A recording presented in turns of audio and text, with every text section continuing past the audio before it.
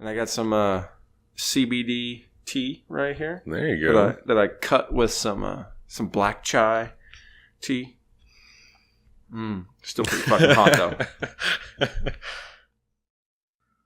And like a red, white, and blue phoenix rising from the ashes of political bipartisanship, we are back, baby! And this is Salt to the Streets podcast. This is, today is Saturday, October 6th, 12:59 p.m. It's episode 34.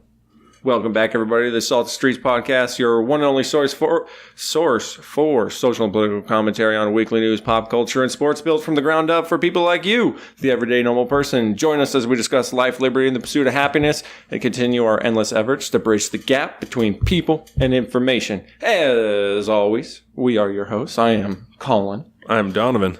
And coming up on this week's show, we're talking more Brett Kavanaugh, of course. And we have a nice shout out to Kathy for another listener request. We're going to be breaking down a Washington State local gun control initiative, I-1639. Break it down for the people. And then we're going to, because those are probably going to go a little long, but we'll take a reach into the grab bag after that and see what we can pull out. And of course, we got pop culture, we got sports. But of course, before we dive into the heavy stuff, just a reminder to take a second to rate and review the show on whatever platform you're on right now, whether it's SoundCloud, Stitcher, iTunes, Apple Podcasts. If you like what we're doing and help us out, all you got to do is give us a rating and a review, especially that review. The review really helps. Yeah. We would love you forever, and you're going to really help out the show. Give us that 30 seconds. Give us the 5 stars. That's all we're asking for. Follow us on Instagram at Salt of the Streets. Give us a like on Facebook at Salt of the Streets. Check out the weekly blog on saltofthestreets.com. And if you're the type, everything is there. Yeah. Except for the YouTube video. But there's a link to the YouTube video.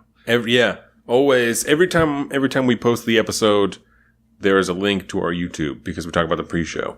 Beautiful. But we are going to start doing one on Tuesdays when the YouTube video comes out. Boom, boom, boom. And then everything will be there. So... yeah, Word. There's links to all that. All the social medias are on the website. Everything's on there. Everything. Sorry, I didn't mean to interrupt your flow. No, you're good, because my flow is basically done. I just want to say, if you go to that YouTube channel, when you go to that YouTube channel, click that like button, click the little bell icon to get notified, and, of course, don't forget to subscribe. But, of course, because this isn't just a talk show, it's not just two dudes talking, it's supposed to be a conversation. And we want to include you in that conversation. Don't be afraid to hit us up on our personal social medias. I am at Big Bird Uffy on both the Twitters and the Instagrams. I am at Salt of the Street on Twitter and alpaca_Donovan on Instagram. Gotta be complicated, don't you? Nope. Easy. And I think with that, we're going to dive right into the Brett Kavanaugh situation again. I believe... at any moment now, it's 1 o'clock in the afternoon on Saturday the 6th, like you said. I think the Senate should be voting on his actual confirmation anytime. So we're going to keep an eye out, and when it breaks, maybe we might just let you know. I'm going to tweet about that for sure. For shizzle. I was really hoping it would happen during the pre-show, because then we would have been live, and we wouldn't have breaking news. That would have been dope. God damn it. Fucking Senate. It was supposed to start at 12:30. God damn it. And I don't think they even started yet. But hey, it's the Senate. What are you going to do? Lazy fucks. So, yeah, like we alluded to, the vote's going to be happening today, this afternoon. Yeah. As of the time you hear this, we will either have or not have a new Supreme Court justice. So to catch you up on that, because the last time... if this is the only place that you get your news, right, which would be really weird. That would be weird. Definitely don't do that. But we do what we can, but, yeah, it's a big world. So the last podcast, the FBI investigation had just started, and the FBI investigation concluded on Thursday, right? Thursday, early in the morning. The report was released. And senators got to take turns one at a time, alternating Republican, Democrat. Down in the skiff, dude. Yeah, going into a secure room so they could look at the document that had been produced by the FBI, which has not been released to the public, so nobody knows what it contains. And shall not be released to the public, I'm pretty sure. Just we'll see what happens. Due to the nature of it, apparently. Yeah, we'll see. That's Who knows what I'm saying. these days? I would say, we'll see what happens, because the government and all the senators, some of them have been shady as fuck lately. So yeah. I would like for it to not come out, because that would be the best way for the government to work, but I would like there to not be leaks. That's all I'm saying. But that would be nice. But I don't feel fully confident that will happen. No. So the Republicans and the Democrats both say that there was no evidence. What was it? Corroborating? Yes. Corroborative evidence? Yes. No corroborative evidence that was released from the report. But the Democrats also say, and we'll go over the reasons after, the Democrats say that the FBI investigation was limited by the White House. President Trump and the White House said that they were letting the senators decide what the scope of the investigation was. It was broadened slightly after we had talked, but not very much. Because at first it was just like 6 people they could talk to, I think 4 or 6 people. And then after that, they decided they could talk to whoever they wanted, but it had to be within these days. Yeah. And so obviously there's a couple of different reasons that the Democrats could be saying that. They could be saying that it was limited because they're unhappy that there was no corroborative evidence. It could just be something that they're saying, or that could be true that President Trump stepped in and altered the investigation. But again, because there is we're not going to see the report. We don't know if that's the case. I don't know that that's... Just got to trust in the system. Right. I don't know that it's particularly important, Yeah. But in the grand scheme of things, right, probably not that important. So, but like I said, according to all the parties in the Senate, there's no corroborative evidence, which is fine. Yeah, that's fine. So at this point, what it is. Still doesn't mean you need to vote him in. Right, because as we have gone over for several weeks now, we think that there's plenty of reasons to not vote in Judge Kavanaugh, like even before this happened. Yeah. Just based off of, I have, 5 or 6 pages of notes here from when I watched his confirmation hearing, and a lot of it is not good stuff. Yeah, it's all stuff that was, it's before this whole Ford thing started. He had that huge paper trail, like we were talking about, and that's what Mitch McConnell said that he was concerned about. Senator Mitch McConnell said that he was concerned about of Kentucky, right? He is the what do you call that in the Senate? Just the lead senator? It does have a name, the majority leader. That's what it is. And so, he said before Judge Kavanaugh was selected that he would like to see someone with a smaller paper trail, just even if nothing else, but to give the Democrats less evidence to work with to try and find partisanship. But the more that time has gone on, because that's what we're talking about this now, is more of our opinions, because that's what we're at, right? The more that this has gone on, and the more that I've listened to it and watched it and heard about it, right? I feel like not only we talked about his aggression and inappropriateness last week, right? Yeah. But it's the something that a lot of people have been clinging on to is like the open partisanship that he's displayed throughout the process, and that's something that I started to talk about when we went over the hearing and everything. Was just he was much more willing to answer questions from Republican senators, than he was from Democratic senators, which even as slight as it is, shows at least some type of partisanship. But well, we've talked about the softball reference before. Yeah. It's the same situation. Every single one of them, for the most part, is out to defend him at this point. And it's all fucking politics, man. It's all fucking politics at this point. In my mind. It's politics and culture war getting mixed up in all of this. And, but how has your views perhaps changed or shifted or whatever over this last week? Or has it really? No, not really on Brett Kavanaugh. I don't think that, like I said, I don't think that he should be confirmed.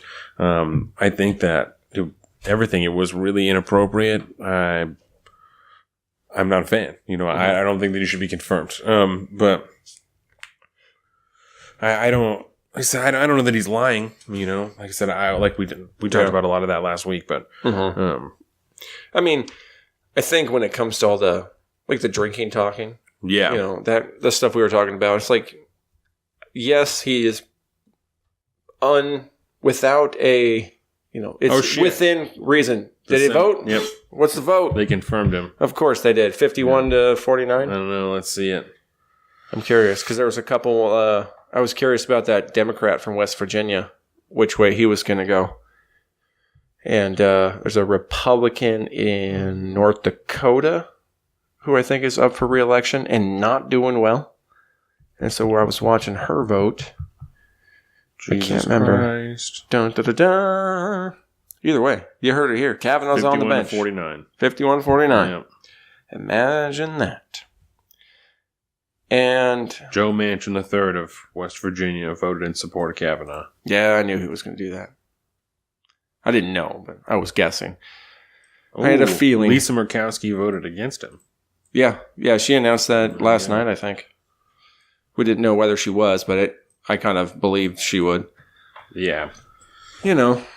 So maybe, with any luck, this will be over next week and we don't have to talk about fucking Brett Kavanaugh again.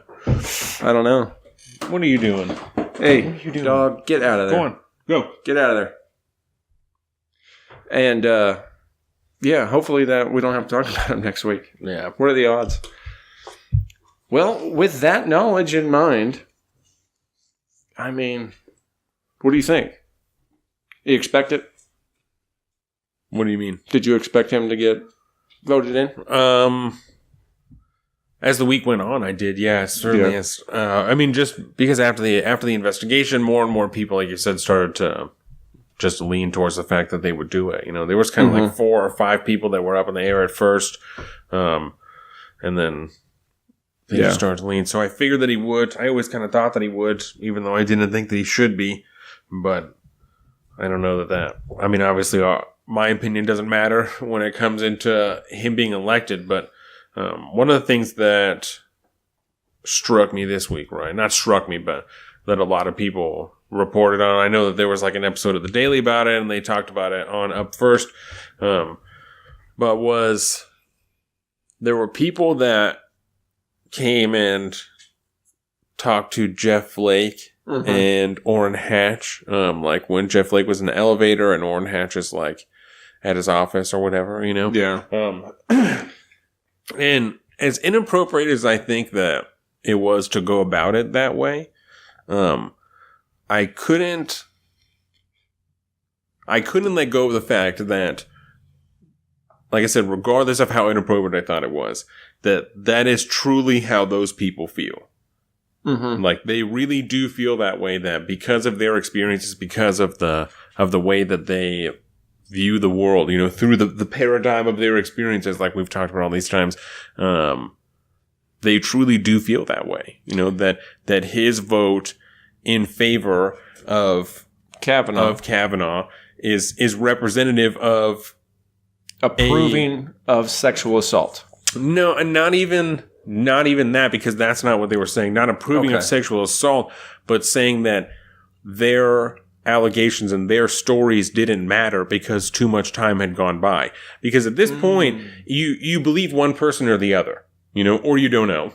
Yeah. But these women obviously believe Christine Blasey Ford.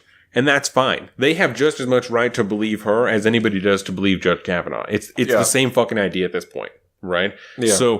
But you can't help but ignore, especially him, because they're some of his constituents, that they truly feel that way. That because they think that she's telling the truth, that his vote, yes, in favor of Kavanaugh is representative of ignoring Blasey Ford's allegations and the allegations of these other women.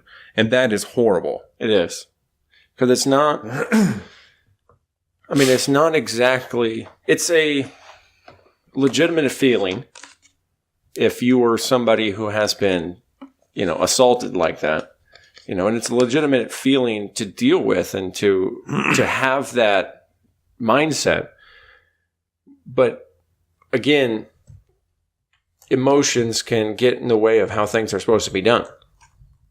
And when you're talking about a Supreme Court nomination. I mean, this could be, I mean, just the fact that it's the Supreme Court, I think you could almost have this argument on a fundamental basis about most other appointments or positions of power, if you will. You know, the fact that, because there's been a lot of talk in some circles of the idea web out there about how this presumption of innocence has just disappeared if there's a credible accusation made against somebody, even though you can't substantiate it whatsoever. Yeah. And, you know, what that can do to a person's life. And I think we should all be taking a step back from all of this and realizing that, I mean, for lack of a better term, I mean, you already had I can't remember if it's the president of Yale or no, Stanford, perhaps Harvard. I don't know. One of the law schools where he was scheduled to come teach next year, to teach a class, and now he will not be allowed to do that anymore because the college said that he posed too much of a sexual risk to the students. And I understand that, right? But I think that comes with almost like a confusion, right? That the presumption of innocence that's guaranteed in the judicial system is not guaranteed in society. No. That it's not.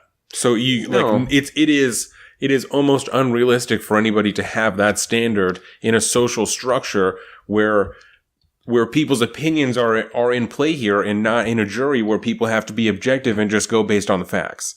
Because that's not what's going on here. Yeah. You know? So you have people that you and I, because we don't have any experience like that, we are going to look at it solely based on fact because that's how we're going to look at it. But for anybody else who has experience any other way, even President Trump said himself, because he has allegations against him that he thinks are false, he leans towards Brett Kavanaugh because he has sympathy towards him. You know what I'm saying? Like, nobody is immune to that.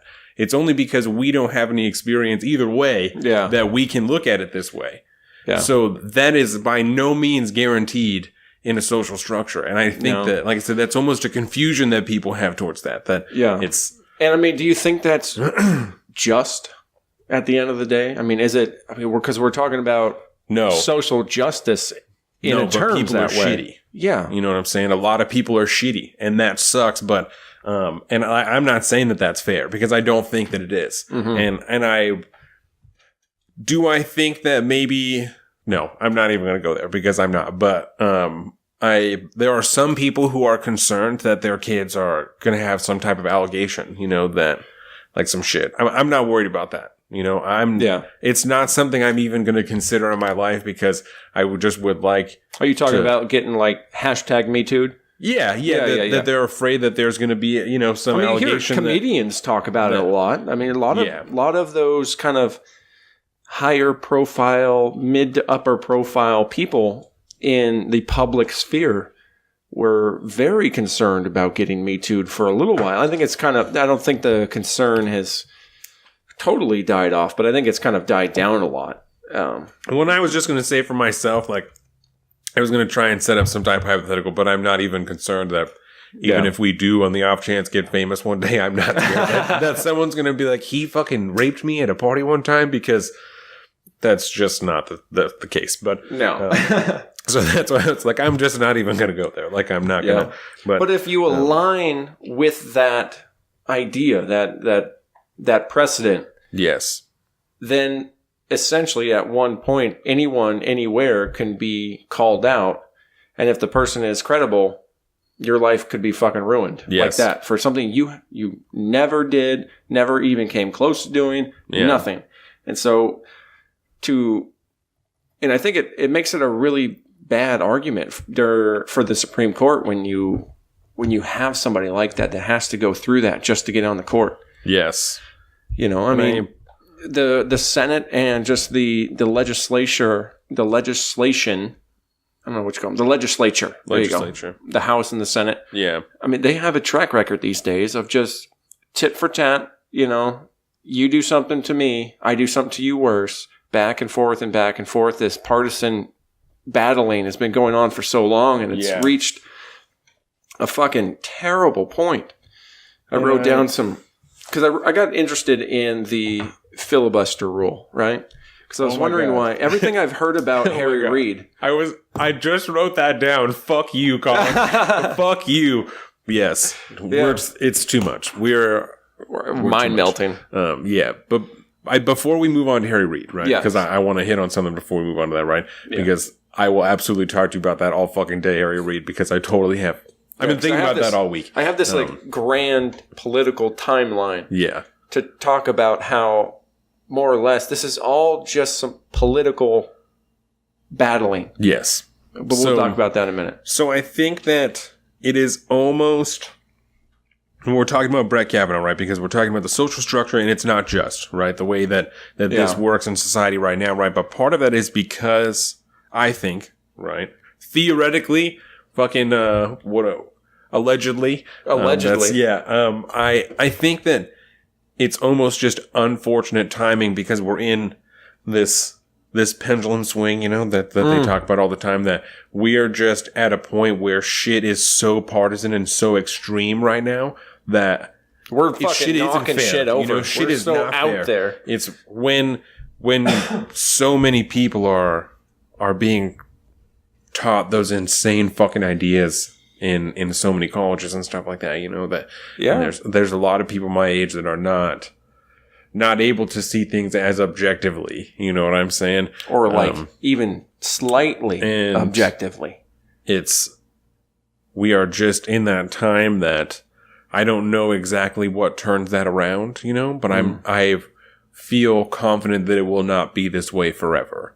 That something will, there is still hope there because there are people like, Christina Hoff Sommers, that there are people in the feminist movement that are not so fucking extreme, that are really like, that is not, they've been there for long, since the beginning, and they're like, this is not what this is supposed to be about. Like, this is a radicalized version of what we started talking about. A fucking terrible third wave feminism. Exactly.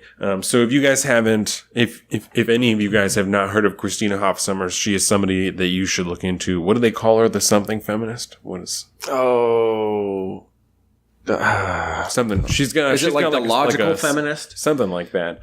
She's got some type of subtitle to her. Yeah. That. Do you want to look it up, or do you want? I am going to look it up real quick. Yeah. So, but she's been on Ben Shapiro. She's been on Joe Rogan, Dave Rubin. She's been on all kinds of different podcasts, different mediums. So she's not anybody who leans any one particular way, except for really like people to have equal rights and shit. So I'm into her. I like her a lot. I've listened to her speak. Very on all those interesting. different mediums. So definitely somebody worth checking out. But like I said, I think it's just partially just horrible coincidence. Horrible coincidence to be in this circumstance, that we are in that pendulum swing right now in society where people are so. Well, and the fucked up thing is, I would probably argue that. I mean, I wouldn't even argue, but I would add on to that some subtext in my mind, anyways. And to note that, we are on the factual feminist. Yes, the factual feminist. Thank you, the factual feminist. Boom, check her out.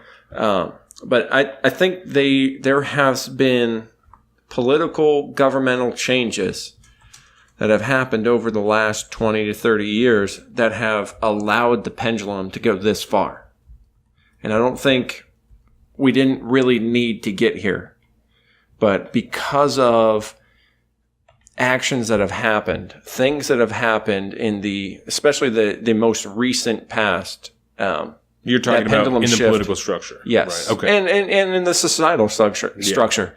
And I think there's a reason why we've gone, that pendulum has swung so far out. And it's we've gotten riled in this really deep, sensitive culture war, but that kind of goes to what we'll talk about here in a little bit with the political side of it. So let me ask you this real quick, because I saw this on Twitter this morning. Put it to me like this. JBP, Jordan Peterson, put out a tweet today. The man himself. Yeah, that said, if Brett Kavanaugh gets confirmed, he should resign. Or he said he was thinking that, or I don't want to misquote him. But I think it was more one of his thought, his out loud thinking processes, perhaps. I'm going to see if I can find it real quick. I think that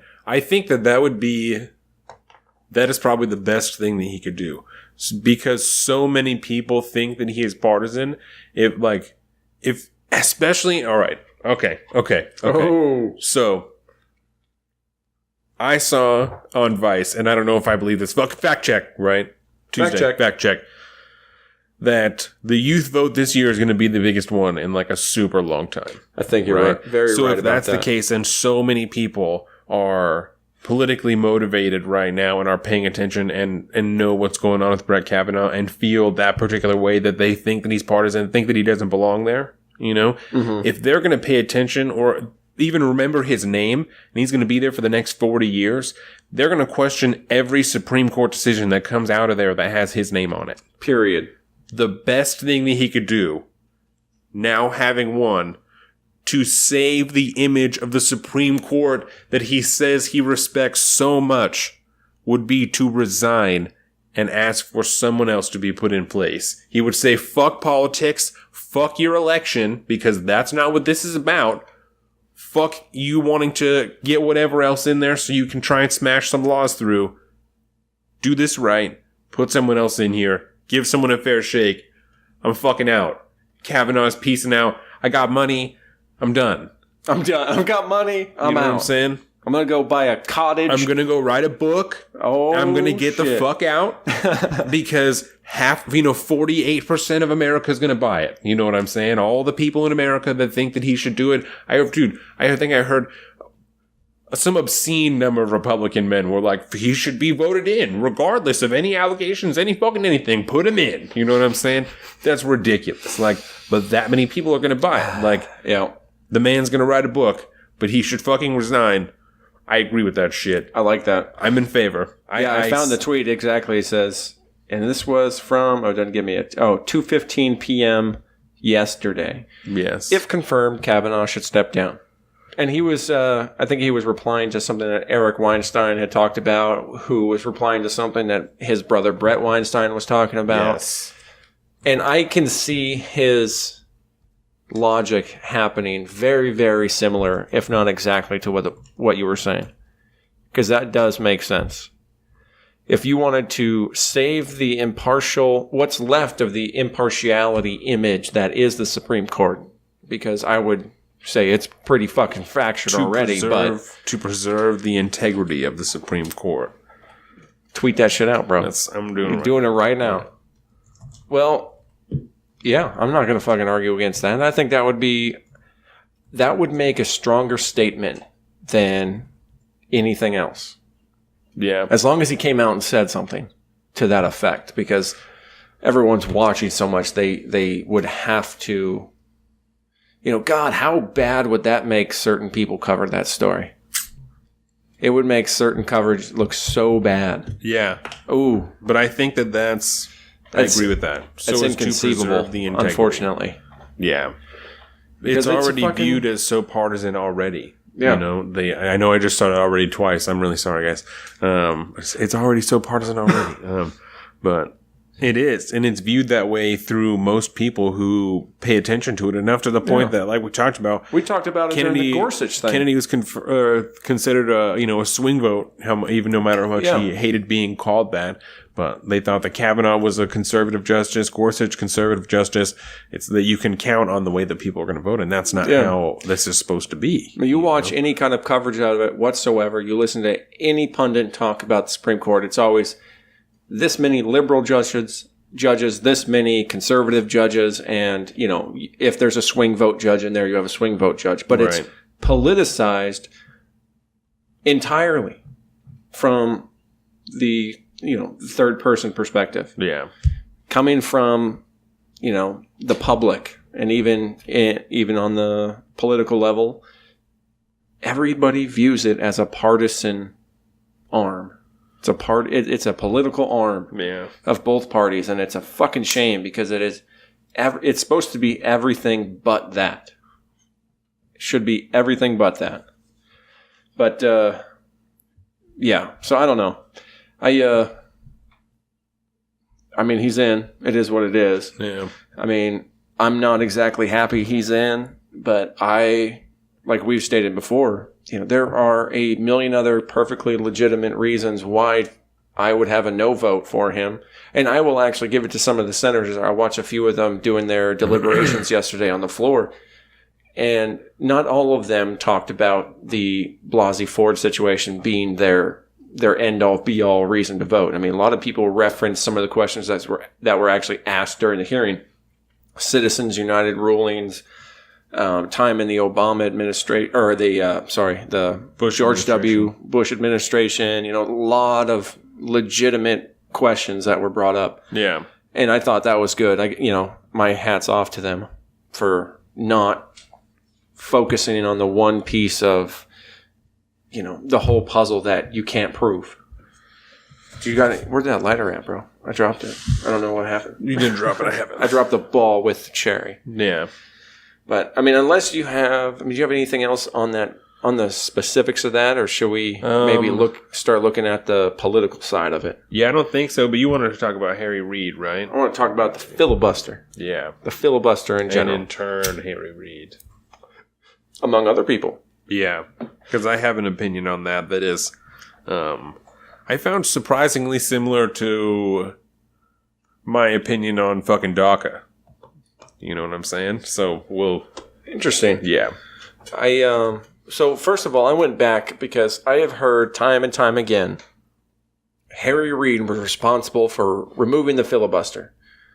For lower court judges. Yeah, for lower court judges. Yeah. And he kept the spot, or the Democrats at the time, because this was back during the late Bush era, I want to say. I don't know. You're the numbers man. Yeah. Anyways, so he's kind of, it got me thinking about this filibuster rule, because I've always heard about Harry Reid, excuse me. That's why sometimes I shouldn't drink beer on the podcast. Don't be ridiculous. But yeah, he's always the one that's commonly referred to as the first one to go nuclear. He was the one to pull out the filibuster in federal judgeships, with the exception of the Supreme Court. And then I go, okay, well then why aren't the Democrats filibustering the Supreme Court? So, well, we know that. Yeah, we know that because that happened during the Gorsuch hearing. Yeah. And I just don't remember if we had talked about it enough. But I'm sure that we did. But you go all the way back. Let's talk about it more. Well, you go all the way back to the George W. Bush era. Yes. This is when the major, most recent filibustering started. When they were trying to school. Yes. Ouch. Thank you for that. Yes. So you obviously weren't paying attention. I wasn't paying attention back then. But the Democrats were in power. They had gained control of the legislature, leaving George W. Bush basically neutered and without any power to kind of push any Republican agenda forward. And so the Democrats start filibustering his judicial nominations. Yes. And then all of a sudden, the big shift, hope and change wins. Barack Obama is now the president of the United States. Yes. And the Republicans begin to regain their power in the legislature. They regain their power, and then they turn right the fuck around and start filibustering the Obama administration's nominees.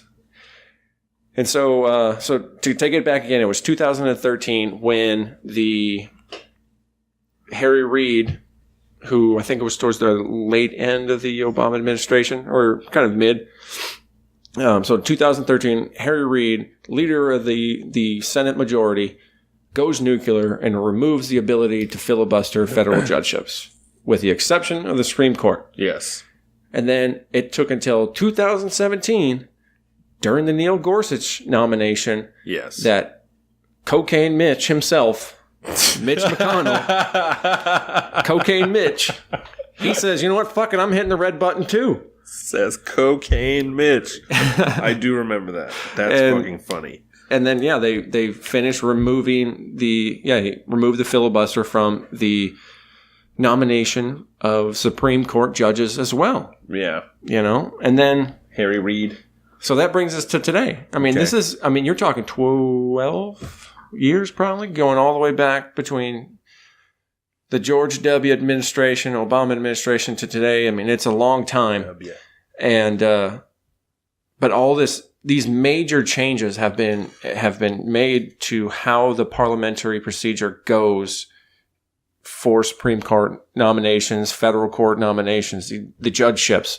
And that allowed, in my mind, the political roots to really take hold and start. Because if there's no check on whatever party is in power, they're gonna stack the courts. They're gonna pack the courts with their guys if they have the votes to do it, when no one can literally stop them. And it works both ways. So there's no real check there. Except for, that's why they're doing everything physically thinkable and unthinkable to try to stop the Kavanaugh nomination. I mean, they have no other tools to stop this. And whether that's just or unjust, it doesn't matter in this political game. They're going to do everything in their power to stop the Republicans from stacking the court because they have the power to do so. And I can see how. I think it's just, when you look at where we are today and where we used to be, you can see the trend of it going this way. You can see the complete politicalization of the Supreme Court, for one, and then just federal judgeships in general. You can go back farther than that and start to see the hardcore partisanship that was happening even back during the why am I not going to remember her name? Ruth Bader Ginsburg hearing. Mm-hmm. I mean, it was happening back then too. And I can see how you get there, right? But so maybe I have too much of like an idealistic look at it, right? Because you're saying in this particular instance, it's good that they don't have it because it may not be just that they're stopping this, right? Because it's unjust. But that's not why that's there, right? And again, I think this is part of the same fucking pendulum swing that I was talking about. That's because there are not enough people that are looking at the government the right way. You know what I'm saying? No, absolutely. And I don't think that things should be changed irreversibly. You know what I'm saying? Just because of that. So I understand the argument, that, well, if Harry Reid would have never done this, then we wouldn't even be here. But like I said, I feel similar about this as I did about DACA, that like two wrongs don't make a right. Exactly. Like you don't have to do that. So I don't give a shit that Harry Reid did that in the first place. So he's an asshole. So be a better person, use the government the way that it's supposed to be done, and put it back. Way. You know what I'm saying? So yeah, no, I'm definitely not trying to dump this on Harry Reid, by the way. Those were the steps that were taken at the time. So, and it's just, it doesn't matter who's doing it, but you can see just one side attacking the other side. Yeah. And you can see it all happening, and it shows, you can just follow the footsteps along the way and see how we got here today. Just open partisanship. Yeah. Open. It's so abysmal. Yeah. To have to try to live through this shit when it's fucking everywhere, man. And the problem that, like you said, people don't call their people out on it, Like Derek Kilmer said to you, he's your employee. You pay him. Is it because people aren't paying enough attention? Like, is that how it got to this point, that people weren't paying enough attention to what their representatives and what their senators were doing, Because they continued to get elected. Yeah. So is it just that they got to a point that people just weren't even paying attention to what they were doing? And like, because if you're just electing people in, right, if you're just voting for people just because that's who's been in for a long enough time, like their views could have changed so radically from the time that they were actually put into office that you don't even know what the fuck they are anymore, but you know what he ran in the beginning, and it's probably the same fucking spiel, that they have. Oh, yeah. So it's because they become career politicians. But, right. I think it's I don't dangerous. Know if it's, in my mind, it's probably, let's put it this way. How many hours a week do you devote yourself to being informed? Fuck. Exactly. Can you see why people don't want to put in the effort to do that? Yeah. How hard is it to do that and still live a regular life, be an attentive husband? You're a expecting father. You have a full-time job and a career. You have friends. Who else? I don't blame anybody for not having the time for that, but No, but I think that I think at that point... But you forfeit your responsibility. And then I think I would start to probably lean more towards a fucking terrible job done by the media. You know what I'm saying? Yeah. Just kind of in general, that their job is to make it so that people can understand what's going on, and that's not what's being done. This is very true. The same people that have been on TV for so long that are just as partisan as the people who've been in the government for too long. You know what I'm saying? See, Don, do you know what we're doing right now? We're starting at the root. Yeah. And we're starting to grow up the chain. And it all culminates in this fucking shit show that we've been in for the last month and a half. Since fucking maybe Donald Trump ran, or you could probably argue whatever. But it all starts with so many failures on so many levels. Just people just not doing their jobs. Can you call it civic responsibility? I mean, definitely. Because it's a right to be able to vote if you're a U.S. citizen, correct? Yes, it absolutely is. It's a right. It's not a privilege. It's not a privilege. Yeah. And I don't know. I don't want to go down that road. Yeah. Joe Rogan goes down that road sometimes going, well, some people are just too stupid to fucking vote. Yeah. They shouldn't be voting because they don't know what the hell they're talking about. Well, I don't know. That's a slippery. I can't be on board with that. Objective about, because I'm like, well, no, you shouldn't be able to talk about whatever the fuck you don't know what you're talking about, because I can't stand talking to somebody who doesn't know what they're talking about. But yeah, I mean, look at Pod Save America. Personally. They do it every goddamn week. I've been listening to Pod Save America. I have. I've been good. It's doing it. Props, bro. Yeah, it's rough sometimes. Sometimes it's surprising, but I'd say it's a lot. It's kind of rare. I don't know. I don't get down on... Let me listen to it more, and then I'll have an opinion on it. I've only listened to like 2 episodes, so I don't want to talk about it yet. But give me a couple more, because I can't think of anything like an example where I would be like, well, this was really shitty. But I'm certain that there was one. Yeah. It's just kind of a general shittiness all around. It just smells bad. Well, I will say props on them, because they have this... they're a part of this crooked media, which I believe, because I don't know, I'm an outsider looking in at this weird... liberal, bubble that I'm not a part of. And, it looks to me like crooked media is like a play on words from crooked Hillary Clinton. And so they just, what's that thing? If a bully starts calling you a name, just fucking embrace it. Yeah. It's like, fuck it. No, we own that. Yeah. That's funny. We're just crooked media. Because it sounds good too. But they have a whole network of podcasts and shows and shit. What? The lighter. The Moonchild lighter? Yeah. Indeed. Shout out to the Moonchild. That's me, by the way. I'm the fucking Moonchild. So let's talk real quick, because I was so blown aback by how this, or brought aback, or whatever the turn of phrase is, about the Commentary Magazine episode on Thursday, October 4th, because they call it the Mad Podcast, and they were very mad about things. But John Podhorns, I think he even said he got.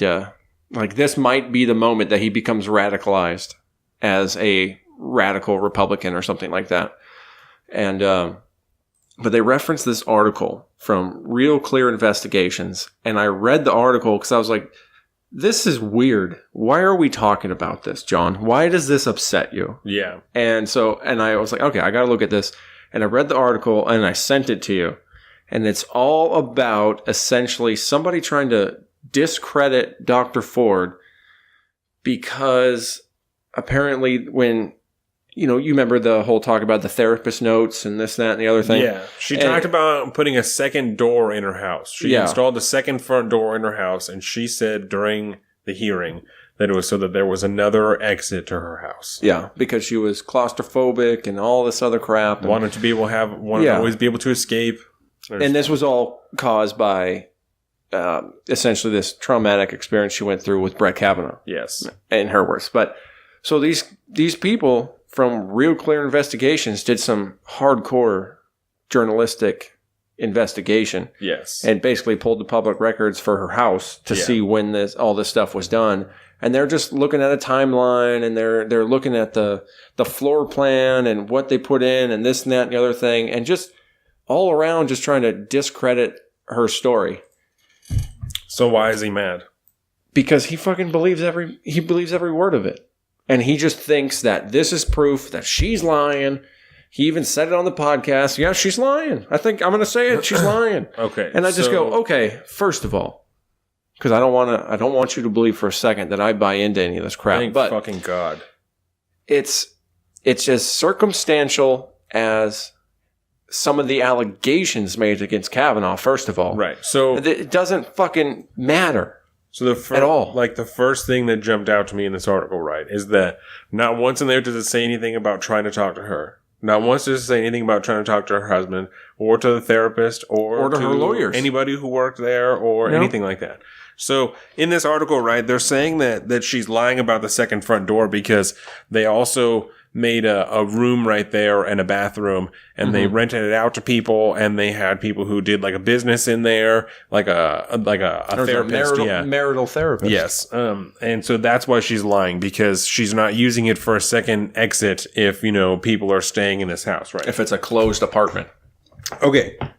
So stop talking. Basically, let me just some really simple, fucking hypothetical, seemingly logical to me situations that jumped out, right? Please and thank you. If the only person, if she's been married to her husband for X amount of years and he had never heard about this deal with Kavanaugh until the shit with the therapist, right? Until it came out in the therapy session. Yeah. She's obviously keeping it private.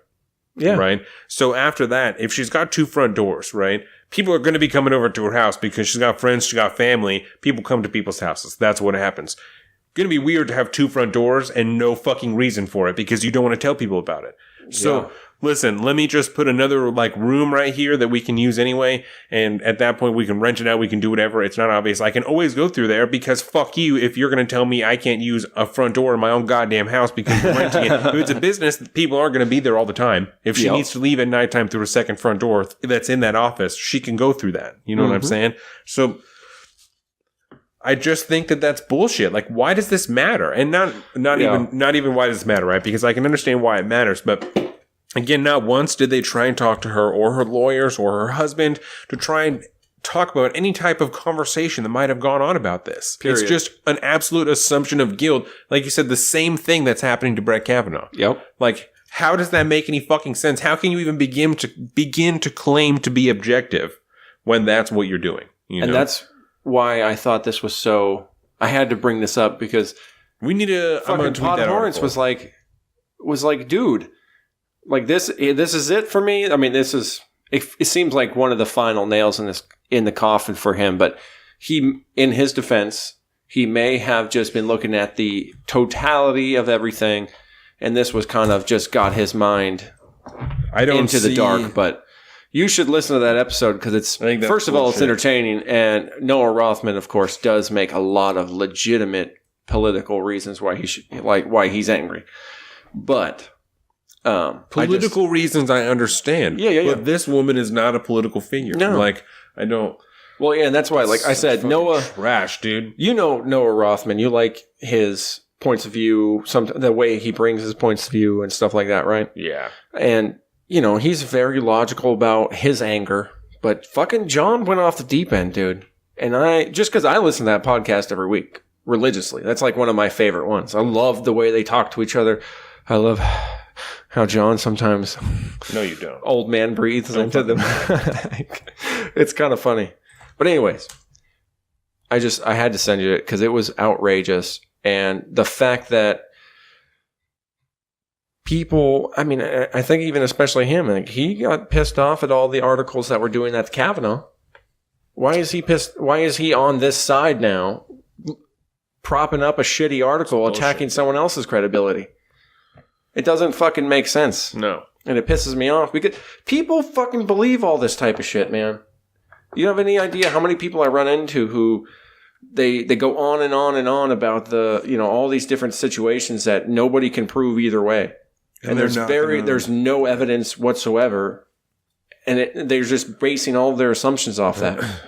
You can't do that, man. Just in general. It doesn't matter whether it's for a fucking Supreme Court nomination or whatever, man. You can't believe everything you heard. And I think that that's a really good point, right? Because I blamed the media earlier, but I certainly can't put it all in the media because you have to choose what you subscribe to. You have to choose what you pay attention to. You can't just blindly eat what you're getting fed. You can't just automatically trust this because this is shitty reporting. This is shitty journalism, and they're just putting it out. You know what I'm saying? And you got to understand that that's horrible. Just because this was coming from something that I think is center-rightish generally, doesn't mean that, you know, the mainstream media, if you will, the CNNs, MSNBCs, Fox News, they're all doing that to you too. Yeah. It's just, depending on which one you watch. They've just been around for so long, so why the fuck wouldn't I trust them? Yeah. You know what I'm saying? I mean, it goes down to New York Times, Washington Post. I like the New York Times and the Washington Post. I read them a lot. I am subscribed to both of them. Well, those aren't anywhere near as bad as TV media. No, and it's written journalism generally is much better than and it's always just generally the editorials, the opinions. These are all the salacious pieces. That's their call. I mean, they do that, whatever. They still do good investigative journalism. Fuck. And I think that they're not hashtag fake news, bro. Again, I think that if you're reading that shit, then that's on you. I don't ever read any editorials from any fucking website I go to because I don't give a shit. Yeah, I read them for entertainment. I don't. Anybody who's going there and saying, well, this is a terrible news source because of these editorials that they're writing, fucking Ben Shapiro does that all the time. Always talks about editorials that's coming out, and they're so fucking biased, and they're so this. That's an editorial, man. That's not that's not a journalistic piece that came out of there. That's a factual piece. Like that is an editorial where they can say whatever they want. But this is why that exists. It's because there is a whole sphere of pundits that are all involved in these opinion columns. And they all write for different papers, and they're fighting these little mini battles in the culture war. And that's, I think, why they're so prevalent, is because the culture war is so prevalent. Every fucking opinion article, for the most part, is all part of the culture war. But I don't think that it matters. It doesn't. It doesn't matter, but people read that shit, and then they believe it because it's from the New York Times, or they believe it from the Washington Post. And that's on them, man. When, you know, because Noah Rothman is one of those people. Ben Shapiro is one of those people. They all write for different pieces. A lot of the commentary guys do. But they don't need to present that as fact. And I will give it up to Noah Rothman because he always talks. He doesn't so much talk shit about the publisher as much. And I think actually the other day he kind of defended a lot of publishers for something. But he always attacks the editorial writer by name because he knows these people and they hit up each other all the time. What's going on? You watching the Senate floor? This says U.S. Supreme Court spokesperson says Judge Kavanaugh will be sworn in today so that he can begin to participate in the work of the court immediately. Of course. They're fucking... when they said ram him through, they're ramming him through, man. He's going to get to work ASAP. When's the lame duck session? When was the lame duck session supposed to start? I have no idea. Because I know it was supposed to be soon. I thought it was like the October session. I don't know. Because that was the whole rush behind this, because they wanted to get him on the court as soon as possible. That's crazy. Okay, so let's hit it from this angle real quick. Let's look at the fear tactics part of this. Now that he is on the court, I mean, are you worried that he's going to come after Roe v. Wade? No. And I said that when he first got picked. I'm not immediately concerned that he's going to overturn Roe v. Wade. I didn't take that from what he said. No. When he was in the hearing. So I don't think that's the case. I'm much more concerned about his views on large businesses, executive privilege. Mm-hmm. Those things are much more concerning to me than his views on Roe v. Wade. Yeah. So I'm more worried about guns, you know what I'm saying? Yeah, it could I be. don't like his radicalized gun views, mm-hmm. And that's not, like I said, we've even talked about that my views have changed a lot, even just since we first met each other on guns. You know, I pretty much could care a whole lot. Like, I couldn't care any less, you know. Yeah. So, but the idea that any gun law is unconstitutional, I think is super fucking dangerous. I think that's really over the border. So, yeah, I think that's... you hear that a lot coming mostly from like the hardcore libertarian people. They're like, well, yeah, why can't I own a fucking bazooka? Like, well, bro, I don't want you to have a fucking bazooka, okay? Yeah. I'm sorry. Mm-mm. Like, I trust you, I love you, you're my neighbor, but no. I don't want you having a bunch of explosive, missile launchers at your house. Right. It's weird. So, what did Joe Rogan say? And it's in the trailer. Yeah, I got cones, bro. Word. The cones are legit. Yeah. Make life so simple. We should do one of these. All right. With one of... Word. Yeah. Let's do that. That's all right with you. Let's do it after... you can roll it whenever, but we'll spark it up after gun control. I want to be on point for that. Oh, I know. Not that we're not on point, because we're always on point. Fuck. No. I have to... So we talked about... Yeah, what did I do with all the stiff? I don't know. Word. I gotta... Let me go, and then you can go. And for shizzle. And then we'll oh, you hitting the back room right now? Yeah. Word. The back room. The back word. Yeah. So, because we had gone into guns a little bit. We had a perfect segue, but I'm going to delay that right now. So, or, you know what? I'm going to try something new just because Don's not here. We're going to have fun with it, and I'm going to edit it anyways. Haha. We're going to take a break. We're going to be right back, and we're going to get into our second topic, gun control. Peace out. We'll be right back. Salt of the Streets podcast. Hey, side topic. I'm going to beat trash this week in fantasy, right? You're going to be trash? I'm going to... Or you're going to beat my ass? Yeah. Okay, and we're back. Very first Salt of the Streets break ever. That was awesome. So, welcome back to part 2. We're going to be tackling our second topic right now. Gun control, the new initiative. This was, like I said, I think on the beginning of this show, this was a listener request. So, shout out to Kathy again for this great topic. So, essentially, the topic is, in Washington State, in November, during the midterms, there will be an initiative on the ballot, Initiative 1639. And I don't know if you've seen any, but all around the county, wherever I drive almost, I see vote yes on Initiative 1639 or vote no on Initiative I-1639. Yeah. Have you seen that? A lot of them? I'm sure that I have. I don't generally pay attention to the signs. It's good. I've seen a lot of DK around Yeah. recently. I thought he was underrepresented for a while, and then all of a sudden they just popped up. But anyways, this came out, and so we're just going to kind of do a quick breakdown of it, and then probably just give our opinions on it, and then that'll probably lead to some general gun conversation. Yeah. So, November during the midterms. You said you read it, right? Yeah, actually, I got the full... I read the full, I think it's 30 pages. So do you want to break down kind of like the gist of it, Because it's not like a sweeping piece of gun legislation. Like no, although some would argue it is, but you people live in Washington State and you know what it's like to be a part of this state. So you should not expect anything different. I don't really think that it is, but what do you think would be considered like a radical piece in there? Well, okay, break it down first. First of all, break it down first. People get real sensitive about guns, and so any kind of gun control, they immediately think that they're the government's butting into my rights. And so what this does, it essentially makes semi-automatic rifles, aka what they call assault rifles. Yes, I did notice that they did use the term assault rifles, which I think is, and they defined it as such in the legislation. Right.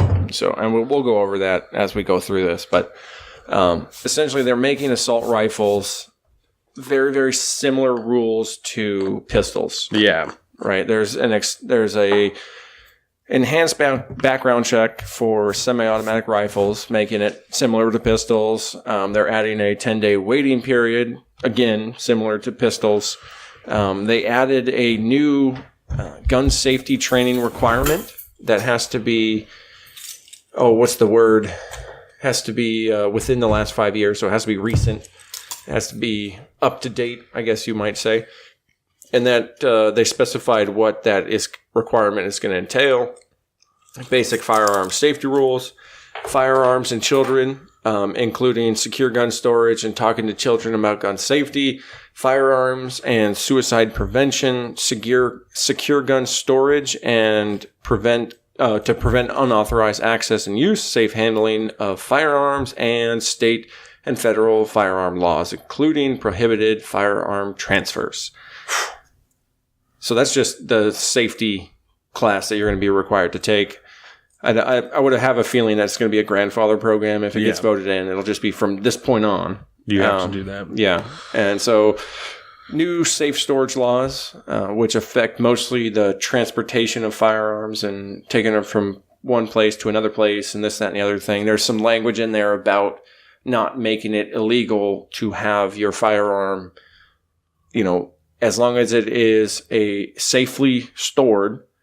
Say like an 18-year-old kid is helping his family move or whatever, and he's moving the family guns with him in his car. He won't get in trouble for that because he's not allowed to own one or something like that. So as long as it meets that requirement, there's a new warning label that's going to be added. It says, caution, the presence of a firearm in the home has been associated with an increased risk of death to self and others, including an increased risk of suicide, death during domestic violence incidents, and unintentional death to children and others. So it's a new warning label. That seems like a glaringly obvious statement.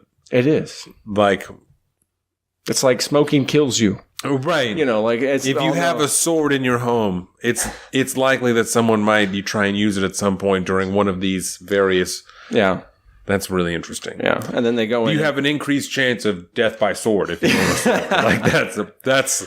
That seems statistically reasonable. That's really interesting. I feel like that should be common sense. If you don't have a sword, probably won't happen. Probably not. I mean, like we talked about last week, there's always a chance. It's possible you get attacked by someone else with a sword, but unlikely. I mean, it is slightly possible that you might Teenage Mutant Ninja Turtle 3 yourself and find yourself back up in feudal Japan, and then you get cut in half by a samurai. I mean, it's very possible. It's a great movie. I mean, it's not very possible. It's possible. It's a great movie. I'm not sure what the number on that would be, likelihood, but I'm sure there is at least some possibility that happens. So, I mean, we can get into the definitions in a minute, but what do you think about that? I mean, does that sound like a drastic, blatant violation of your Second Amendment rights, Donovan? No, I don't think so, because I think that the argument that a lot of people have that are in favor of guns is that it's education. People need to know about the guns, and even though it might seem tedious, to have to take 6 different classes or something like that, I think that, if it's for the better of everybody, that everybody has a better idea of what they're owning, then I don't see really a harm. Like I said, it's tedious, but that's. I mean, it's an inconvenience. Oh, they're adding a $25 fee to weapons when you buy them now because to help offset the administrative cost. Forgot about that one. Well, that's a huge one, right? Well, that's bullshit, but it is bullshit. But they're gonna have to pay for it somehow because the enhanced background check has to go now through and it's $25. Now it has to go through the state as well. That's another part of that enhanced background check. It's not just the federal click system, and now it has to go through the state system as well. It's $25. Just but like I said, it's just what you have to do for firearm or for pistols too. Guns are pretty expensive as it is. So I mean,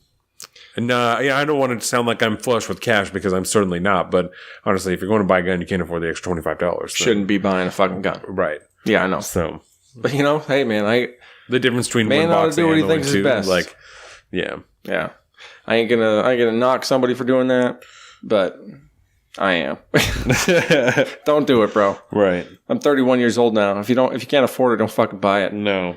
But yeah, I don't get the NRA. I went to because of course the NRA is gonna they're gonna have something to say. Of course. And so apparently they have a tiny little article about it, just bashing it, saying it's a violation of Second Amendment rights, so on and so forth. And they state that the WSSA, the Washington State Sheriff's Association, I'm not even going to try to pronounce that acronym, the Washington State Law Enforcement Firearms Instructor Association, and the Washington Council of Police and Sheriffs, WACOPS, they all oppose this initiative for whatever reason.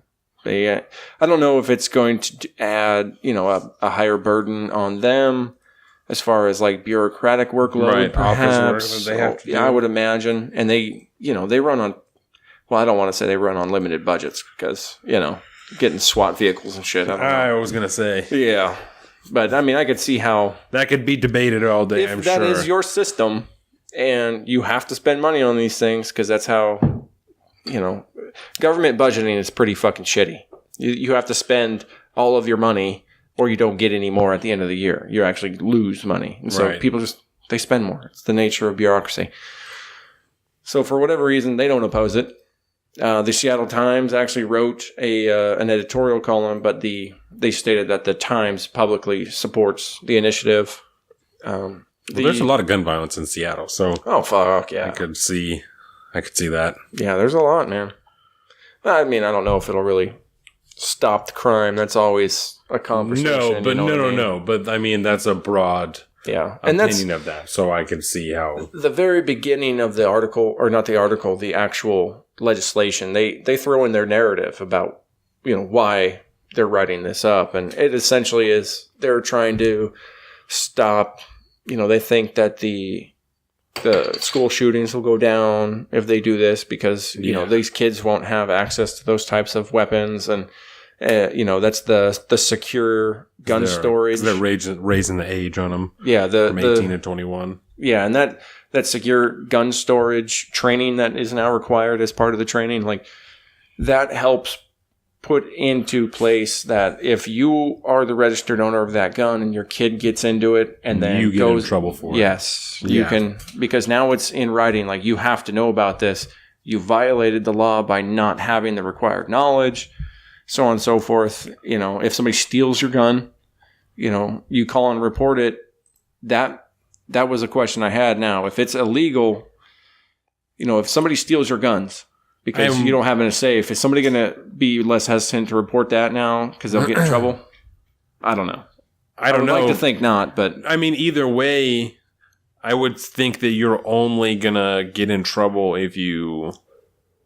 Not only, but you'll get in more trouble if you don't report it than if you do, right? You're like, listen, I know I fucked up. Like, give me the fine because I didn't have them stored right, but someone stole them and I don't want them to use them for something. Or if somebody murders somebody with them, and then you're like, oh, well, yeah, someone stole, but I forgot to report it. The cops would be like, well, what the fuck is your problem? Like, why wouldn't you do that, Yeah, I can see that. I don't think that should be a large enough deterrent for any reasonable person.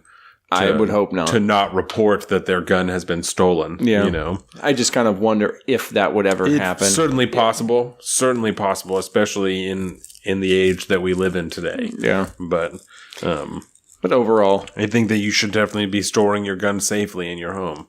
They should not be able to be accessed by people openly. That's not safe. No. I think people people can be very, like, nonchalant, cavalier about blasé, if you will, about handling guns the same way they can be about driving. That, like, driving literally, and we've talked about this before, at any moment, you could die and take someone else's life, any moment. And it's the same way with a gun.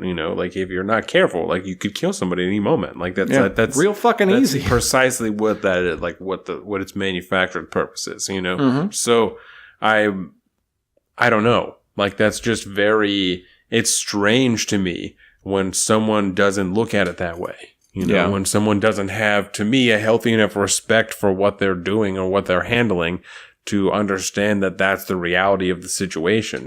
That, like, you shouldn't just be fucking waving around loaded guns because that's fucking dangerous. Like, you shouldn't be swerving all over the place and ignoring laws because it's fucking dangerous. Like, it's... I don't know. I don't personally understand that. Mm-hmm. Like, but I think the one semi-legitimate argument I would want to make towards this, and I feel like I feel remiss if I did not bring this up, and that's the fact that you're now limiting a certain legal adult's rights for a couple years. And this is you can't drink till you're 21. I know that, but that's not a right. And so that's, what I mean? Mm-hmm. Some guy that can go off and die for his country, gonna go use the same fucking weapon overseas, now can't come back and have one for himself. That to me strikes me as a possible problem. And I don't like that. I don't like the fact that you can go die for your country, but you can't come home and have a beer. I don't like that either. Or at this point, buy a handgun. Yeah. Right. I mean, you can't do... and remember, this is state specific, so if you're listening outside the state, I can't really help you on that one. But, right. But just in a general look at it, yeah, I mean, it is kind of, it's weird to think about, right? I mean, maybe should we, because when you look at the 18-year-old today, and you look at the 18-year-old 20 years ago, is there a difference? Fuck yeah. How? 20 years ago, 1980? I don't know, maybe not. I don't know. I'm only 23 years old. I just know that there's a lot of kids that I know nowadays that shouldn't own guns, but they're 23 and they can own a gun just because. I don't think that. I would argue that. I don't think that you should just. I don't know. I don't think you should just be able to just own a gun just because. I don't think that that's. So I guess I kind of look at this the same way that, like, you have a right to free speech, but you can't really say whatever the fuck you want. You can't yell fire in a crowded room, and you can't write down a bunch of untrue shit about somebody and post it and say that it's the truth, because you'll get taken to court for it. Like, so I guess I think about it more of that than like a violation of somebody's right, because I don't, like I said, even though I know alcohol is not a right, like I look at it the same way. Like, well, I mean, he should certainly be able to come home and fucking have a beer if he can go over and die. Like, I know, so yeah, I don't know. So I mean, the point I'm trying to get to is perhaps in our society today, for whatever fucking reason, the quote unquote legal adult is not a fucking adult anymore. Yeah, they're still a fucking child at 18. Some of them, most of them, I don't know. Is the difference maybe that they're living at home more, or? I don't know. I mean, because you asked me, do you think there's a difference between 18 years old now and then? I mean... Oh, yeah, I think so. I'm an old man. And what do you think the difference is? Well, like I said, I think they're, generally less mature, for one. They're not as responsible, Yeah. Just because of kind of that coddled society way we've kind of done it. We've essentially given every single person access to college through Fed loan, and so most kids when they graduate high school don't necessarily just jump out into the workforce and start learning life. Well, that's also they go to college for 4 years or more, and then that's what we were told to do. Yeah, I know. So it's not like it's a generational failure on the baby boomers, man. So I'm not blaming you guys for it. I'm just looking at it as maybe a legal adult should be more like 21. I mean, we know that the brain doesn't stop developing until about the age of 25. Yeah. I mean, you think it's a good idea? That's why we have the drinking age at 21, right? Because this sounds more like an argument in favor of this law than against it. That's okay, yeah, because that is kind of a point that I'm making. It's like I can understand why that. I don't have a problem with the drinking age being 21. I don't have a problem with the smoking age for buying legal weed at 21.